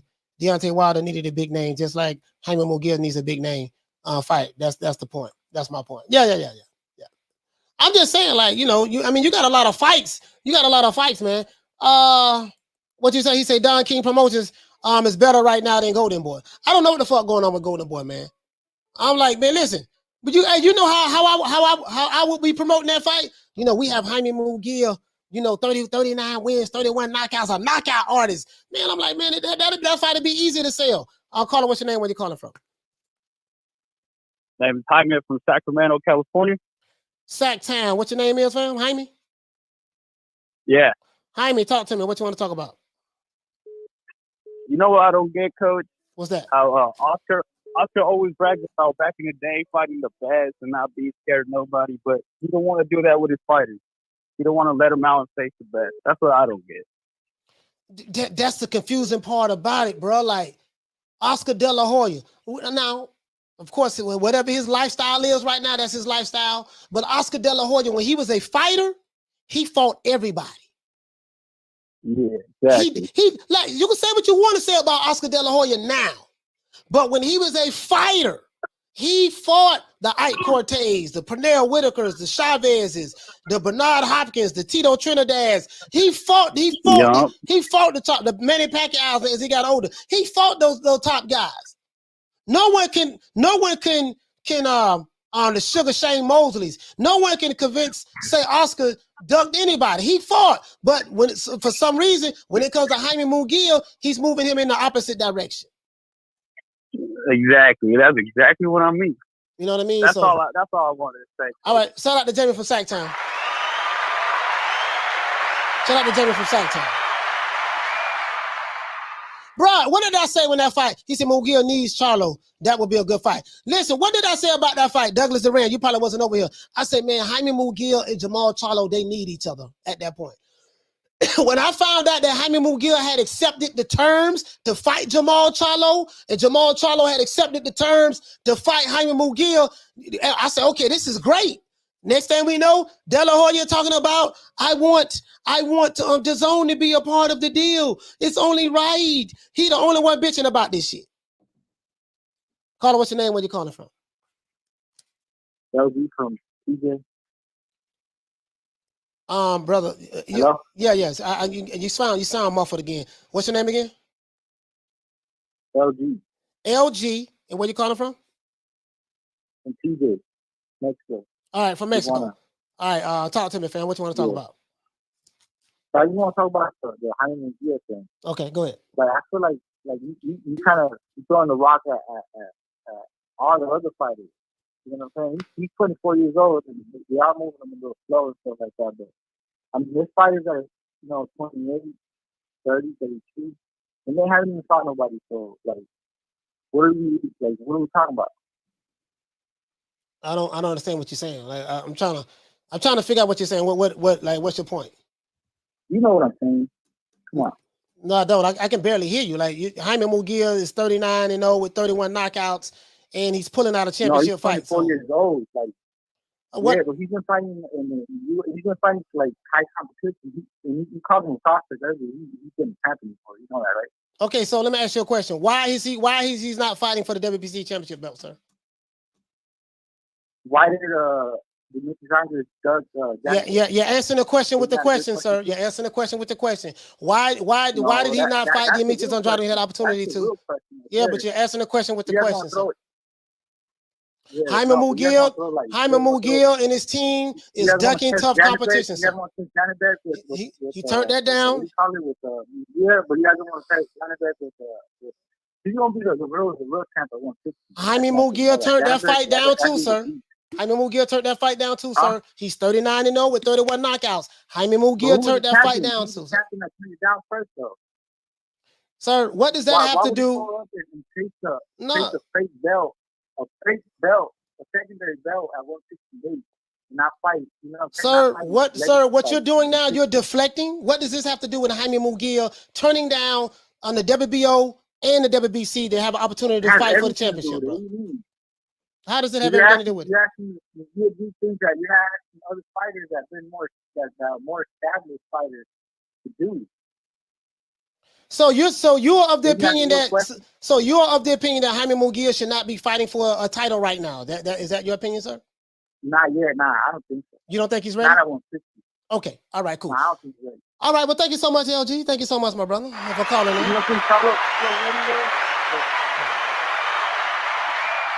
All right, there you have it. He's calling from Tijuana, Mexico, and he's saying that Jaime Munguia is not ready. So that tells me that Jaime Munguia is not ready. 39-0, 31 knockouts. He ain't really fought nobody. He's not ready. That's what that tells me. This guy called in from Tijuana, Mexico. So he's not ready. I can barely hear him. His phone sound muffled. That's probably why. But yeah, he's not ready. So maybe he'll be ready when he gets 60-0. When he gets 60-0, maybe he'll be ready then. But right now, he's not ready. He's not ready. Hell, I see Shakur Stevenson. How old is Shakur Stevenson? Caller, what's your name? Where you calling from? Caller, what's your name? Where you calling from? Ed from Oakland. What's your name, brother? Ed from Oakland. Ed from Oakland. Ed from Oakland. Talk to me. Yeah, I'm just trying to make sense of this whole situation.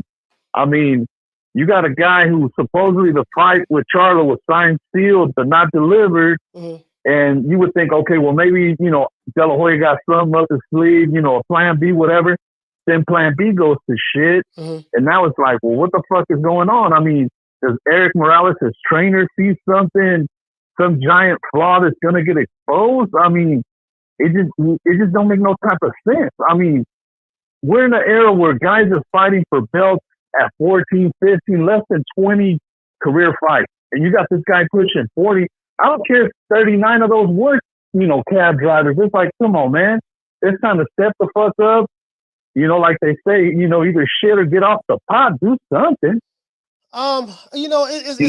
It's amazing you said that, right? The brother who called from Mexico, I think his name was LG from Tijuana. He said that, hey man, Jaime Munguia is only 24 years old.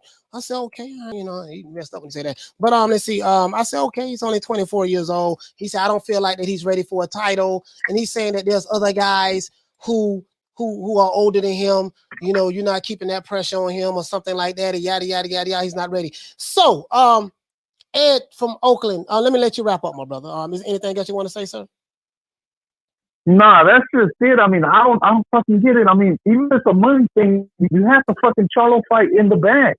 Yeah. You know what I mean? This motherfucker, he's going to turn off all these Mexican fans, all these blood and guts fans. He's going to turn them away, and they're going to be looking at him like he's Ryan Garcia. Yes, sir. Yes, sir. Yes, sir. Hey, shout out to you, my brother. Shout out to you, fam. Because Ryan Garcia did it. Yeah, for sure, man.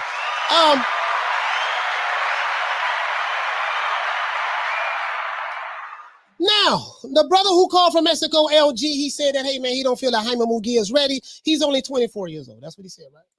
Damn. Let's pull this up.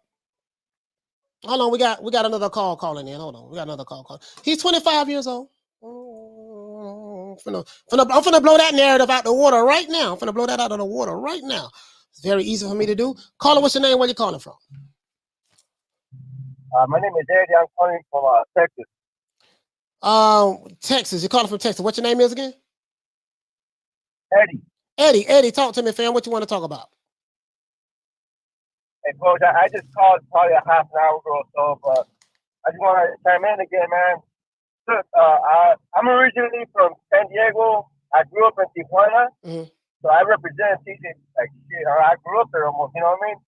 And Jaime Munguia, I mean, I like the guy, but at the same time, bro, if you're not ready now, you're never going to be ready. Get in there and get him up. See what you can prove. Correct me if I'm wrong, Coach, but when you're a boxer, when you're a fighter, that's what you do. You test yourself. You gotta test yourself. Yes, sir. You see what you got, man. And you go at it. You know what I'm saying? You go at it. This is the business that you got yourself into. Hit them up, man. With anybody. It doesn't matter who the fuck it is. Hit them up. Represent your shit, man. Be a fucking man, dude. And fucking De La Hoya, whoever said earlier that you're disrespecting them, fuck that. He's disrespecting us, man. You know what I'm saying? Like, give us what the fuck we want, man. If it ain't for us, you guys ain't gonna fucking money in your pocket. That's it, Coach. Yeah, man. Hey, Eddie, man, thank you so much, my brother. I'm calling from Texas, man. Salute to Eddie, man.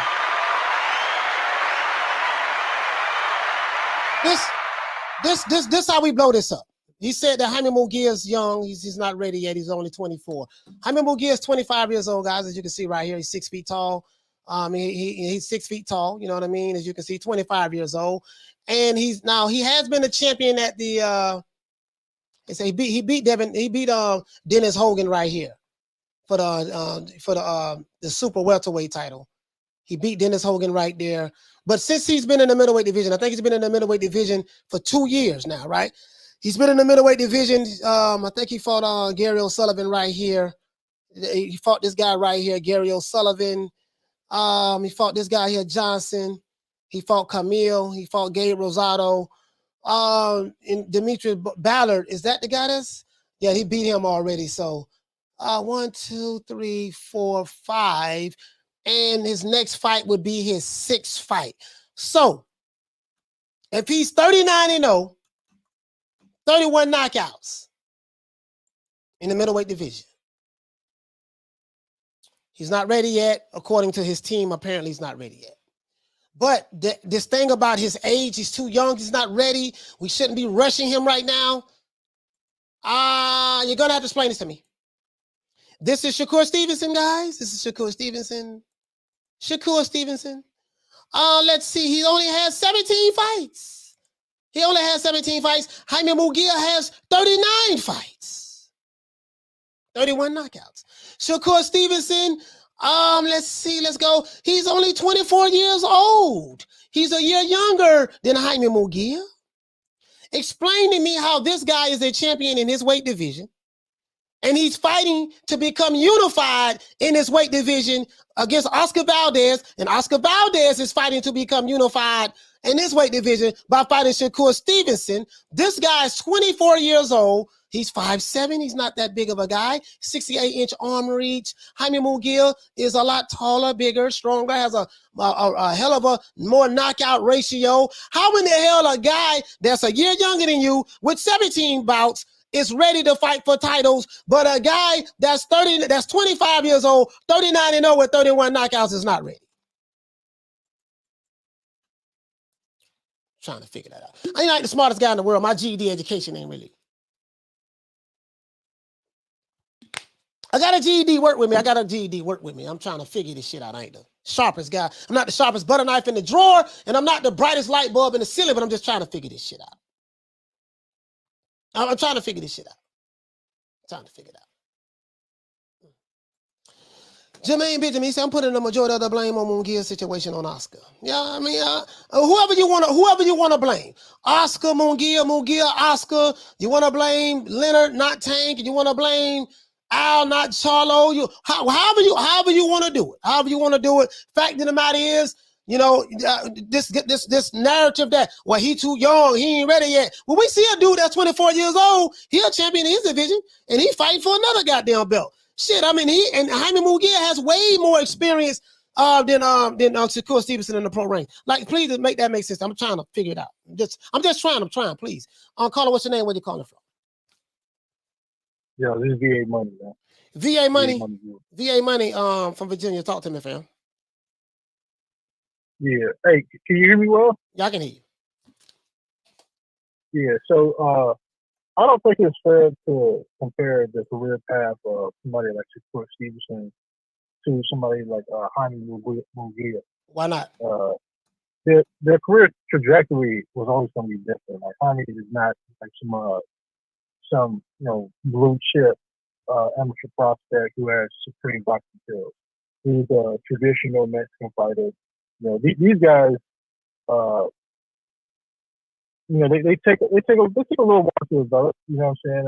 Guys like Shakur, he's gonna hit the ground running anyway. Guys like Lomachenko, guys like Rigo, Lava.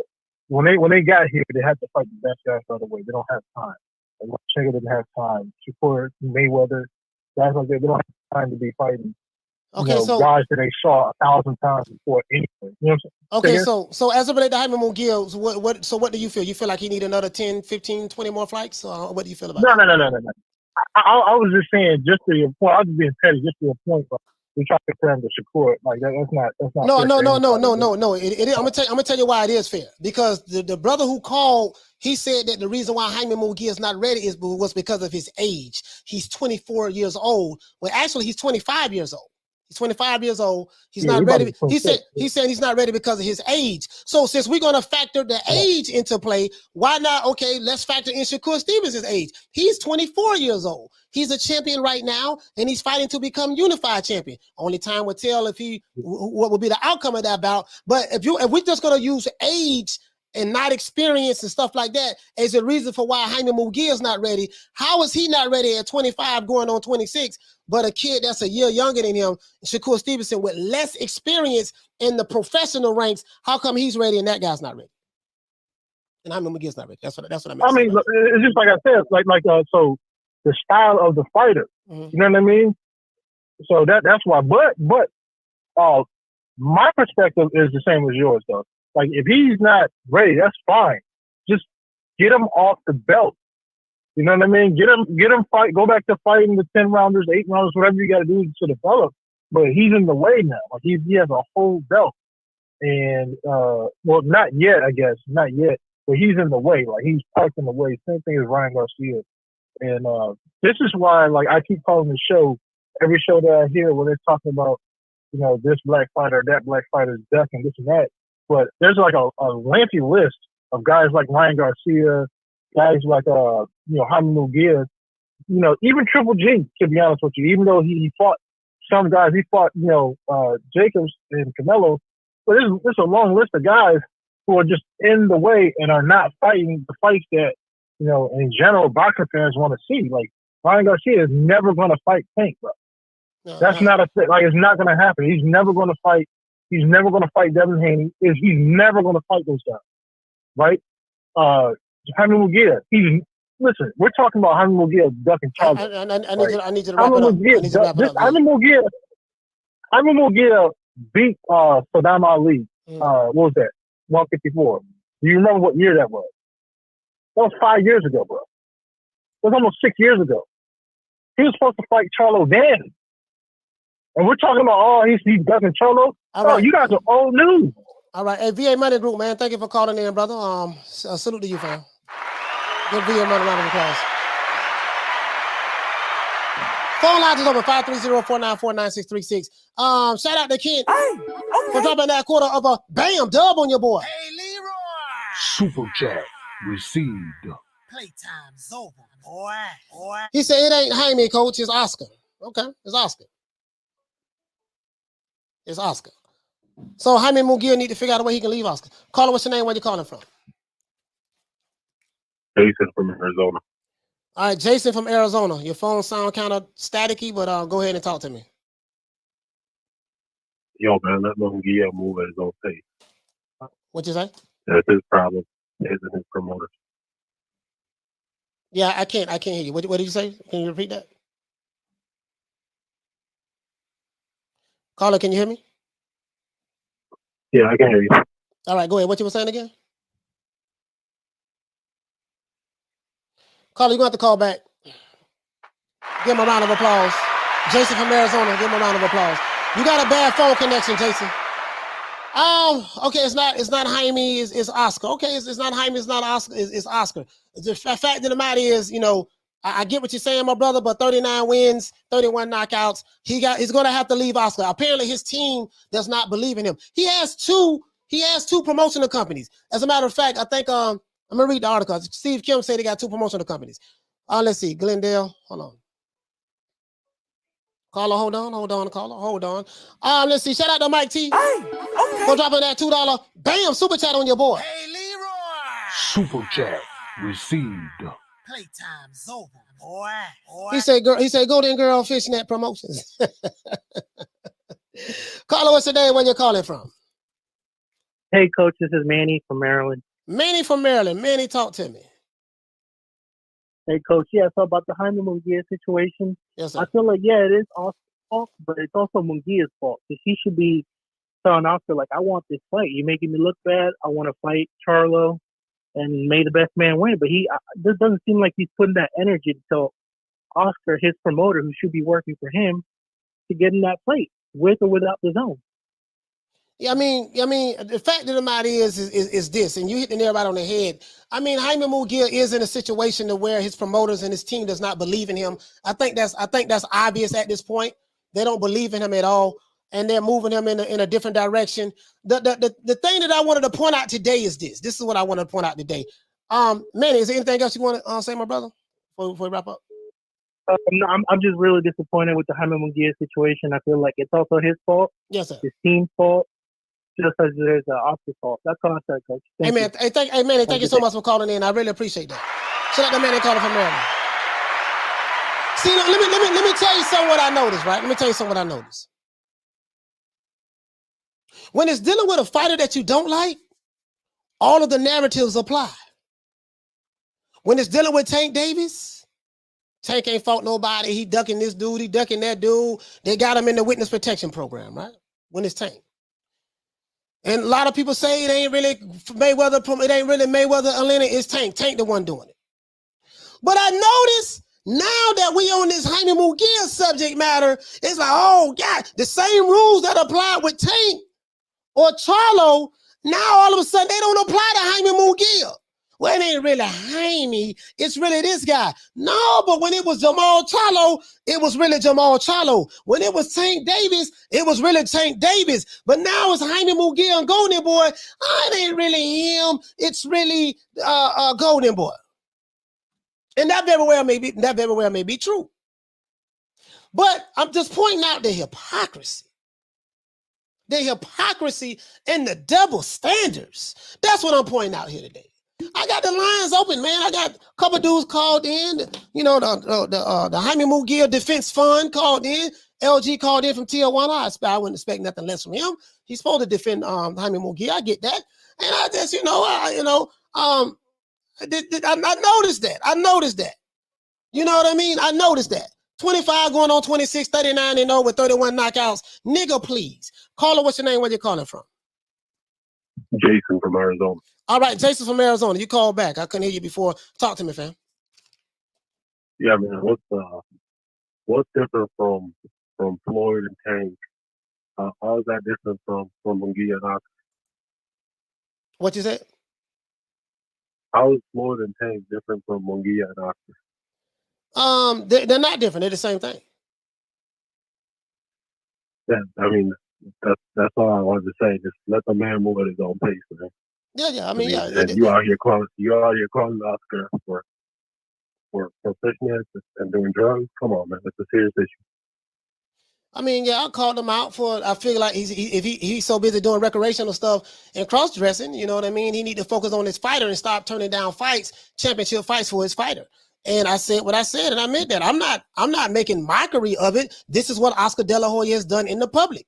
It is what it is. Well, we know that, but you say it in a manner where it's a little demeaning. I mean, I said it how I said it. Listen, I said it how I said it. I don't apologize. I said it again. He need to stop snorting coke, stop wearing fishnets. I said it again. He need to stop snorting coke, stop wearing fishnets. I said it one more time for you. He need to stop snorting coke, stop wearing fishnets, and focus on his fighter and stop turning down championship fights. I said 1,000 goddamn times. I meant what I said. I stand on that. I live on that. And it is what it is. You ain't got to like it, sir. All I'm saying is it's easy to say behind the camera, but out on the street it's different. Okay, yeah, it's fine. It's fine. All right, anything else you want to say, man? Anything? That's all I got. All right, I'll say that to you, man.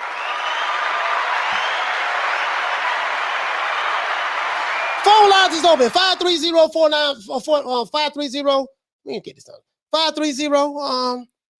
530-494-9636. We got Oscar De La Hoya defense team calling today. The Oscar De La Hoya defense team is calling today. These dudes don't call to defend Leonard Ellerbe like that. They don't call to defend Floyd Mayweather like that. They don't call to defend Al Heyman like that.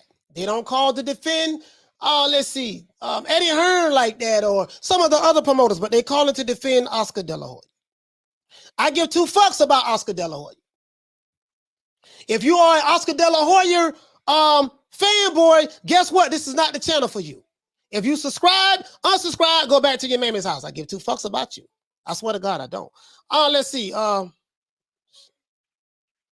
to check me about what I said about De La Hoya. Man, fuck De La Hoya. I said what the fuck I want to say. Caller, what's your name? Where you calling from? I'm Rex. What's up, Coach? How are you? Rex, where you calling from? From Utah, my man. Utah, talk to me, fam. What you want to talk about? Oh, I just wanted to comment on the fighters, the ducking stuff, the Jaime Munguia or whatever. I think, sorry, I'm breathing hard. I'm at work, but just really quick, I think it's on the boxers. You think it's on the boxers? Well, I'm thinking it's all the boxers, all the promoters, and everybody, that causes the ducking narrative and all that. I think all boxers are ready to fight. Whoever. But I mean, we gotta have the narratives and stuff like that. We gotta make the boxing scene exciting, but at the same time, I kind of feel like today's Jaime Munguia. Last time it was Tank. Yep. In a week or two, somebody else will be talking louder than the other guy, and then he'll be the one that's ready to fight everybody, and everybody else are the duckers, stuff like that. So, I think people just kind of need to, chill out and just go with the flow. It's all fun. All right, man. Shout out to you, Rex, man. I hope you enjoy your day at work, fams. Give him a round of applause. Give Rex from Utah a round of applause. Yeah, man, like shit, bro. Like I don't get it, bro. Like shit, all I'm saying is shit. Okay, let's move on then. Let's move on. Okay, Jaime Munguia has 39 wins, 31 knockouts. It's apparently that he doesn't plan, or his team, him and his team, doesn't plan on him fighting for a title anytime soon. Now, Jaime Munguia did agree to the terms. In defense of Jaime Munguia, as it relates to the Jamal Charlo situation, he did agree to the terms of the contract to fight Jamal Charlo. Apparently, his team doesn't feel that he's ready. So maybe after about another 10 or 15 more fights, he'll be ready for the title. Who knows? I don't know what their trajectory is. But all I'm saying is we're going to keep that same energy over here. I don't give a fuck where you from. Caller, what's your name? Where you calling from? My name is Mark Vines. I'm calling from Atlanta. You said your name is Mark and you're calling from Atlanta? Yes, sir. Yes, sir. Talk to me, Mark. Hey, what you want to talk about? Yeah, I'm on subject with Jaime Munguia, and I'm on the Golden Boy site, and I hit fighters. Really, man, that's all he got. Him and Virgil Ortiz are like the main fighters that are kind of promoted on the site. So I think he's not gonna put that guy with anybody tough until the timing is right. Like Charlo got to get knocked out before he'll probably put him up against Charlo or any other champion. I just think they're waiting until they think they can get a weak champion to fight. I mean, but God, okay.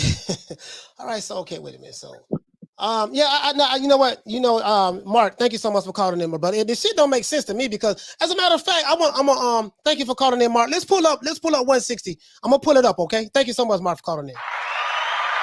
Mark said something. Let me see something. Hey, Smith and West, you know that energy different for Jaime Munguia? Boy, that energy totally different, boy. I noticed that shit. That shit pissing me off, too, because I see the hypocrisy and the double standards. They don't keep that same energy, dog. They don't keep that same energy. Shit, They got a motherfucker calling defending Oscar De La Hoya. What the fuck am I defending Oscar De La Hoya for shit? He got plenty of money. Fuck him. Call him what's your name, where you calling from? What's up, Batman? Boxer talk. Oh, Batman, boxer talk. Talk to me, fam. Talk to me. These niggas get on your nerves, huh? Man, these motherfuckers here, man. Bro, listen, right, buddy. Man, these motherfuckers here coming with the Oscar De La Hoya Defense Fund, and you know what we gonna do? We got to put up barriers over here. I'm like, damn, it was all good when we was talking about Leonard Ellerbe and Tank Davis and Jamal Charlo. It was all good. It was all good. Then you know they was cutting the jig and doing the ham bone and all of that shit there. Now we showing, but goddamn, this motherfucker. Okay, his team pulled out of fighting Jamal Charlo after his fighter agreed to the terms. Then the WBC say, "Hey, okay, I tell you what, baby boy, if that don't go through, we gonna make you be the mandatory. You and Carlos Adames, y'all fight each other. Whoever win that fight, that's a title eliminator. Then you will be the next one to challenge the WBC." They say, no, not only are we going to turn down Jamal Charlo, we going to turn down the fight Adames as well to become mandatory for the WBC. And then with the WBO, look here, baby boy, check this out. You got it now. You didn't want to fight Demetrius Andrade when he had the belt, so he don't moved up. So now you got an opportunity to fight a guy by the name of Zhanibek that's 11-0 with seven KOs. You 39-0 with 31 KOs. You fight that dude right there, the WBO mandated, you're going to get the intern title, and then you're gonna fight for the vacant WBO strap. No, we don't want none of that neither. So come on, man. Come on. And I just want to be quiet. I just want to be quiet and let that shit go. No, you're not. You're not, and that's the problem, Coach. You gonna have them people that's on your side, and the minute you saying something that they want to hear, and then when you saying something they don't want to hear, you gonna be a coon or you gonna be a racist. Man, this is what I call them to say. Yeah. This is what I call them to say, Coach. Jaime Munguia not ready at 39-0, but he was ready when Saddam Ali had a belt once before. So we forgetting that Jaime Munguia had already been a champion.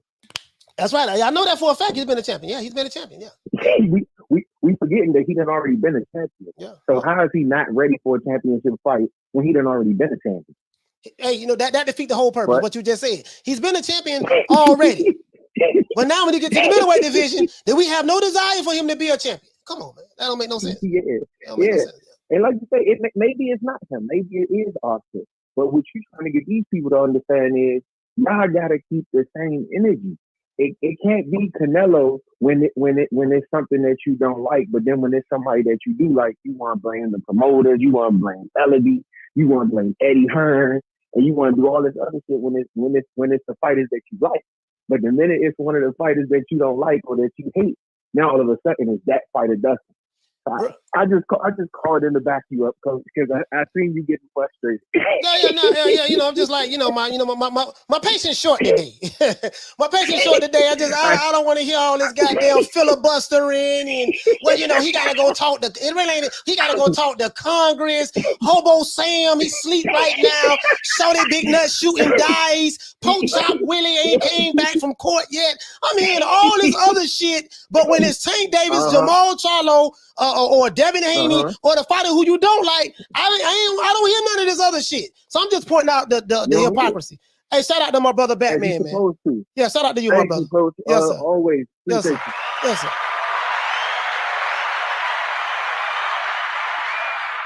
See, I'm pointing you out. That's what I'm pointing. I'm pointing you out because see, this is what I'm saying. I'm like, okay, listen, man, listen. And I get it. You got fair weather friends, fair weather fans.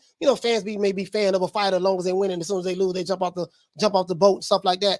All I'm saying to this here, dog. Forget everything that was said today. Let's forget everything that was said today, and let's start right here. When is he gonna be ready? Can a Jaime Munguia fan call in?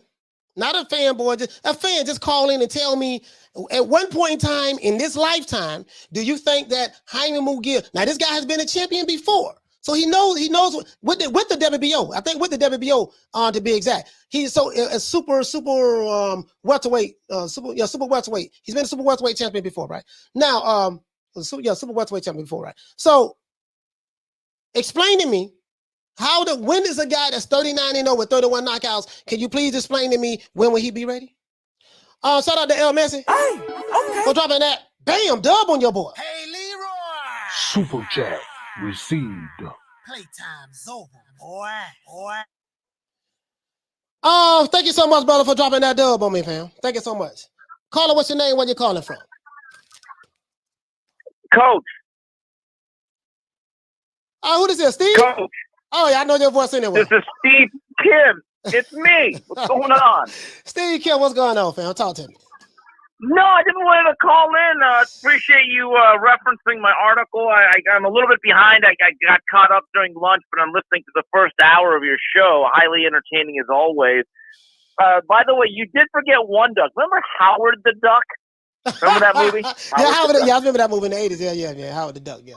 Yeah, he was kind of creepy, to be honest with you. But, yeah, you know, we talked about this several months ago when it came to Munguia when he was number one for Andre. And I think it was right around probably 4 months ago. Mm-hmm. But this is ridiculous. And this is a problem that goes beyond Jaime Munguia. We literally have fighters turning down title shots. We have a lot of fighters that won't even take title eliminators. I mean, Filip Hrgovic, who I don't think is anything special at heavyweight, you literally had to go through like the whole top 10 before someone would fight him in an elimination bout. And then this is like for a heavyweight title shot in due time. So it's ridiculous. I like Jaime Munguia. I actually think he's improving. But there comes a point in time. Here's the question that I have. Look, I get it. Golden Boy has to protect the zone. Right. They have to protect their own relationship, which they're still trying to figure out because they're negotiating a long-term deal still. Because keep this in mind, Coach. After April 9th with Ryan Garcia, Golden Boy has no other fights left with the zone. So if they would have, so that's kind of a factor. So look at, this is a fact. If you look at every boxing schedule, whether it's BoxRec or Dan Raphael's schedule or ESPN schedule, after April 9th, you will not find a Golden Boy fight card that has been formally announced. That's a fact. I'm not saying that they're not going to have other shows, but right now you see a lot of stuff from Top Rank, PBC, Matchroom. Do you see anything else from Golden Boy after April 9th?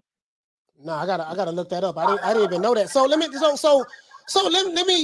Steve, let me ask you this. Just your honest opinion on it. Yeah. Jaime Munguia is 39-0 with 31 knockouts. I keep harping on that for a reason. I'm like, you know, that's a high knockout ratio. 39 wins. Is not easy to win 39 fights in a row, get 31 knockouts. What is the strategy that you feel that De La Hoya and Eric Morales and their team have as it relates to Jaime Munguia? Because he's been a champion before in the lighter weight divisions. So, right, what's the issue? No, look, I truly think that here's what happened. Once Andre moved up to 168, where he's going to fight Zach Parker, they had to face Zhanibek, who's very difficult, and he doesn't pay that well. Mm-hmm. Now, they're also number one in the BC. And the thing, well, Charlo struggled against the guy that our guy knocked out as a prospect about 5 years ago, Juan Montiel Macias. So they're thinking, hey, we could take a shot there. But what do they say? The devil's in the details. And I was under the impression, Coach, that about 2 weeks ago, this was a done deal. And then someone at Golden Boy said, Steve, there's a huge issue because they don't want the zone involved. It won't be the first time and it won't be the last time that a fight will not happen because of network and promotional alliances. But here's the question I have for Golden Boy. Okay, so you pull Jaime Munguia out of a very big opportunity. Here's my question, Coach. What's your other option then? What's plan B for Jaime? Hey, Steve. Because you pulled him out of the Adames fight. Steve, Steve, that's what I'm saying. I'm like, okay, cool. You pulled out of this fight, you pulled out of that fight, but then you pulled out a Adames fight as well. I'm like, dude, okay, what's the plan? Right. Like, where are you going it's at? One thing.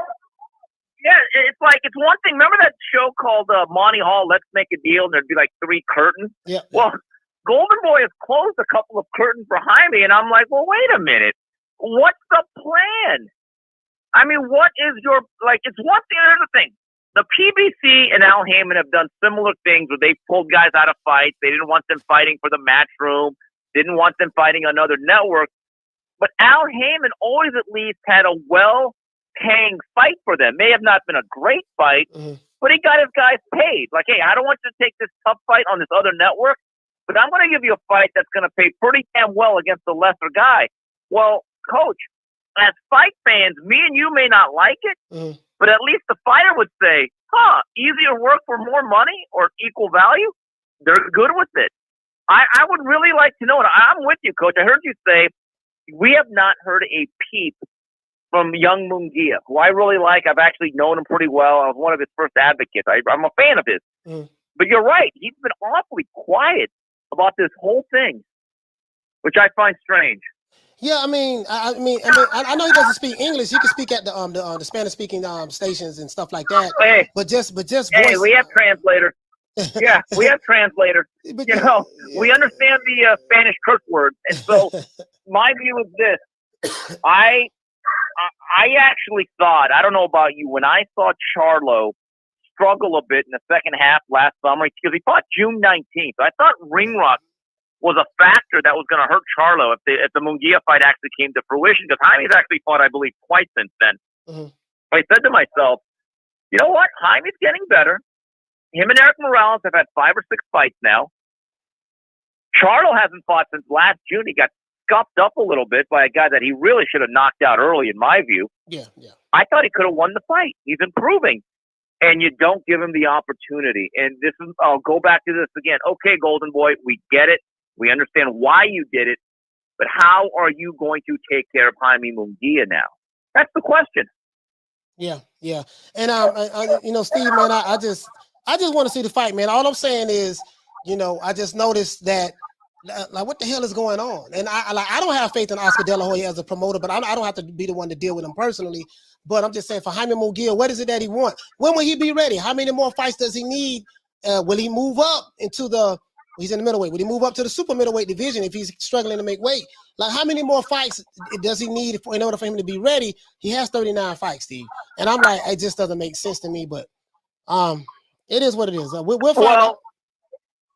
Coach, one last point here before I know you got full phone lines. Let's keep this in mind about Jaime. When he beat Saddam Ali, who was really a bad chin, blown up welterweight, they picked their spot. And even though he was a world champion, he was still largely a prospect. But let's fast forward. That was like 4 or 5 years ago in 2018. I remember he beat Saddam Ali on the same night that Lomachenko beat Linares. I remember watching that fight in New York after I came back from the Garden. But you're right, Coach. He's 39-0, and he's 25 years old. You're right. If he ain't ready like that Cheez-Its commercial, that big block of cheese, he's ready.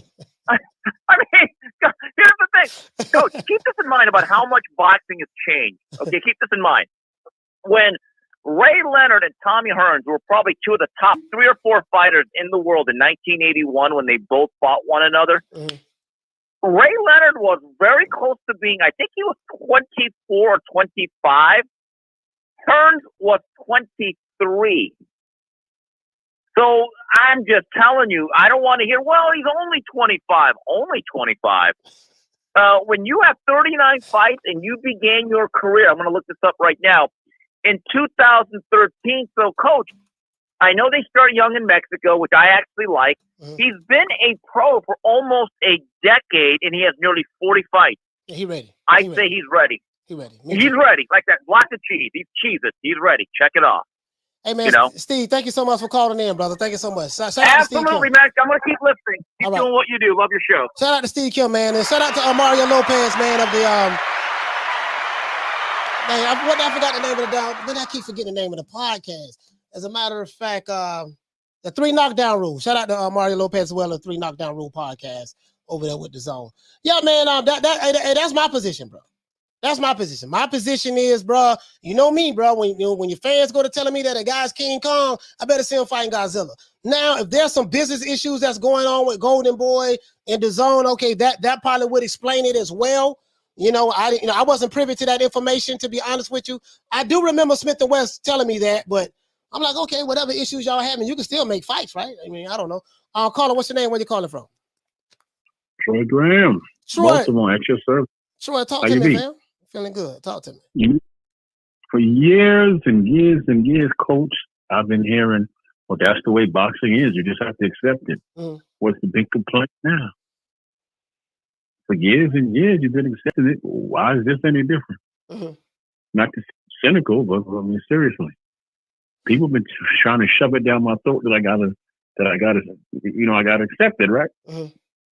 Yeah. So, I can't accept this. Bro, I'm just. What has changed? I'm like, what I'm curious at is, like I asked Steve, and I'm like, okay, dude, he's 39-0. So, I mean, in my opinion, he's ready. There's no way in the hell a guy who's had 39 fights and got 31 knockouts is not ready. I'm just saying that's just me. You know what I mean? I ain't the smartest guy in the world, but I've been watching boxing long enough to know, goddamn, okay, either those 39 fights were Fugazi fights, or you're ready and your team holding you back. Which one it is? Is this something that they know that we don't know? But if it's dealing with the business and the networks and stuff like that, if that's the case, then okay, that's out of Jaime Munguia's hands. I can't put that on him. I can't put that on him. But it's just a bad look, dog. Like, I think he need to do what De La Hoya did. He need to just if he gets the opportunity, not De La Hoya, he need to do what Canelo did. If he ever gets the opportunity when his contract is up or whatever to leave, he probably just need to kick rocks, because it just ain't. I don't leave and go where? Huh? Where's he gonna go? What you mean, where he gonna go? Going? Al Heyman, it's not. I mean, either Al Heyman to sign. Al Heyman be happy to get him, or Bob Arum. Shit, Bob Arum would be too. Shit. There you go. Yeah, shit, Bob Arum. Yeah, but Bob gonna match himself though. Huh? Bob gonna match himself. Yeah, Bob is gonna match himself. But this is the thing though. When you that pedigree type fighter, you supposed to be matched tough. On paper, but that's what the fight game is all about. You're supposed to be matched tough. It ain't supposed to be easy. Not if you're that guy. Shit. Okay, what? Don't tell me you Godzilla. Oh, but I don't want to fight King Kong. It's gonna be tough. Let me fight that butterfly over there. You see that butterfly over there that just flapping along? Let me fight that butterfly. Oh, wait a minute. There's a seagull that's flying by that just dropped some droppings on my forehead. Let me fight him. Like, when you that guy and you're supposed to be this great fighter, it's supposed to be tough. This is the problem that I'm seeing that's going on, Troy. Like, dude, that's gonna be a tough fight for him. Nigga, it's supposed to be tough. That's what they in it for. When you on that level, you're supposed to be fighting a tough competition. Come on, man. I'm not disagreeing with you at all. I'm not disagreeing with all. I had let me say this, and then we're gonna leave it off, right? I'm gonna bounce out. I had a friend call in today, but he's talking about life, right? He's like, I don't understand. The kids are so soft nowadays. I heard a story, I'm going to paraphrase it, talks about, I think it's a 3-generational thing, where the grandfather, whoever starts everything off, he's the one that works in the muck and the mire and the filth to get things started. Then the father comes in, which is his son.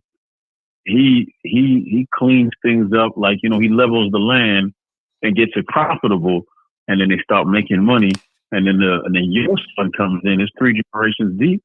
He ain't got no work to do now. All he has to do is build. So basically, his hands don't get dirty. Right. They stay clean, and he's soft. Yeah. Just like these battles nowadays. There's no all-time great fighters out here, because there's no all-time great struggles. Shout out to Troy, man. Salute to Troy calling for B-More. Yeah. Shout out to Troy calling for B-More. Salute to my brother, man. Salute to Troy, man. Yeah, man. I'm just saying, man. Like, when you listen, bro. Like, I'm hard. Like, I call it the way I see it, dog.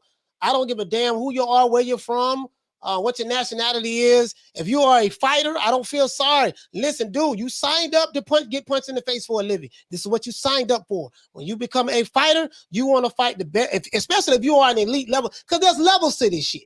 Everybody doesn't have the same skill set. Some people are just a little bit better than others when it comes to doing certain things as it relates to the ring. So in that case, you should want to fight the top guys to push yourself, challenge yourself. You're going to have to explain to me how. Listen, this is all I'm saying. This is all I'm saying right now, guys. To you, Jaime Munguia and Oscar De La Hoya, especially you, Oscar De La Hoya defense team. To you guys on the Oscar De La Hoya defense team and you Jaime Munguia fanboys, this is what I have to say. Explain to me does a guy that's 39-0, He has a plethora of experience and has 31 knockouts. How is he not fighting champions in the middleweight division? How is he in a position to get a shot at the title? You got a plethora of fighters that would love to get a shot at the title. Jaime Munguia has worked his ass off to get in that position, and his team is dropping the ball by having him pull out of fights, turning down all types of fights. So this is what they're doing. So in my opinion, they're making him look bad. And if he's not saying nothing about it, guess what? I'm lumping him in there with it too. No one gets a pass with me. It is what it is. It is what it is. You got to call it the way you see it. Now, whatever may be going on with Golden Boy and DAZN, we ain't got nothing to do with that. We ain't got nothing to do with that. And I'm not saying that doesn't play a big part. It does play a big part. It does play a big part. But goddamn, dog, 39-0. When he gonna be ready? What do he need? 11 more fights? When he get to 15-0, what they trying to break for Mayweather? Yeah, once you get to 15-0, baby boy, then you gonna get a shot. And if he's young and he's still growing, it's only so long he gonna be able to stay at that 160. So eventually he gonna move up to 168. And then when you move up to 168, that's another problem. There's some more problems that's up there. So that's all I'm saying, dog. That's all I'm saying. Listen, man. Hey, what you say, Fat Wallet? He said on Showbiz ducking coach.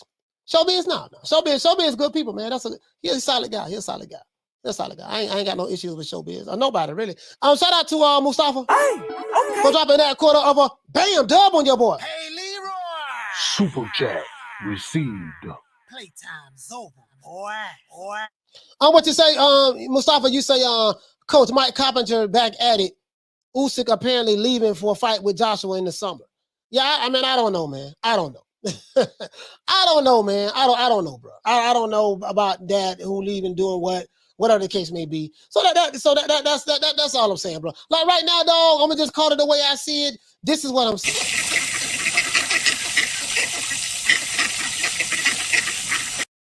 All of the ducks are coming together, meeting at the pond, getting breadcrumbs from the lake.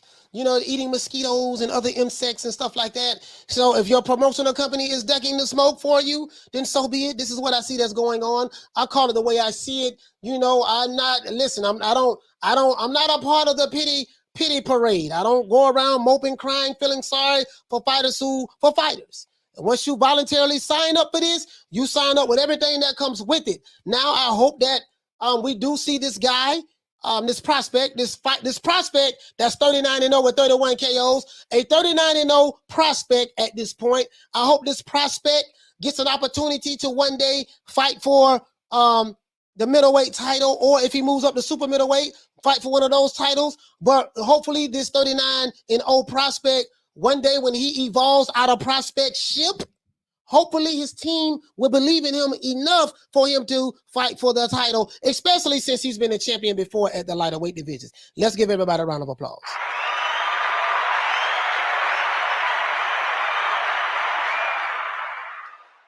And you know how we do it. You're begging me not to leave you, and I refuse to let you go. Let's give everybody in the chat a shout out. Shout out to my main man Smith and West. Hey, okay. Shout out to ADD. What's going on? Hey, okay. Shout out to the Queen Bless 365. Hey, Shout out to Steve Kim for calling in as well. Hey, Shout out to the 3 Knockdown Rule podcast with Mario Lopez. Hey, Shout out to my main man Big Ronald Finkley. Hey, shout out to EPL Banter. Hey, shout out to Victor. Victor, what's going on, fam? Hey, shout out to let's see, Martin 9400. What's going on, my brother? Salute to you, fam. Shout out to my main man, my brother Smith and West. You know I can't forget about Smith and West, man. I can't forget about my main man. Hold on, guys. As a matter of fact, let's do this. Shout out to the Boxing Lounge. Shout out to Honorable Ketsi. Shout out to Manny 209. Shout out to Juan Corrillo. Shout out to Dragon Leg. Shout out to Big Will. Shout out to Arthur Hawkins.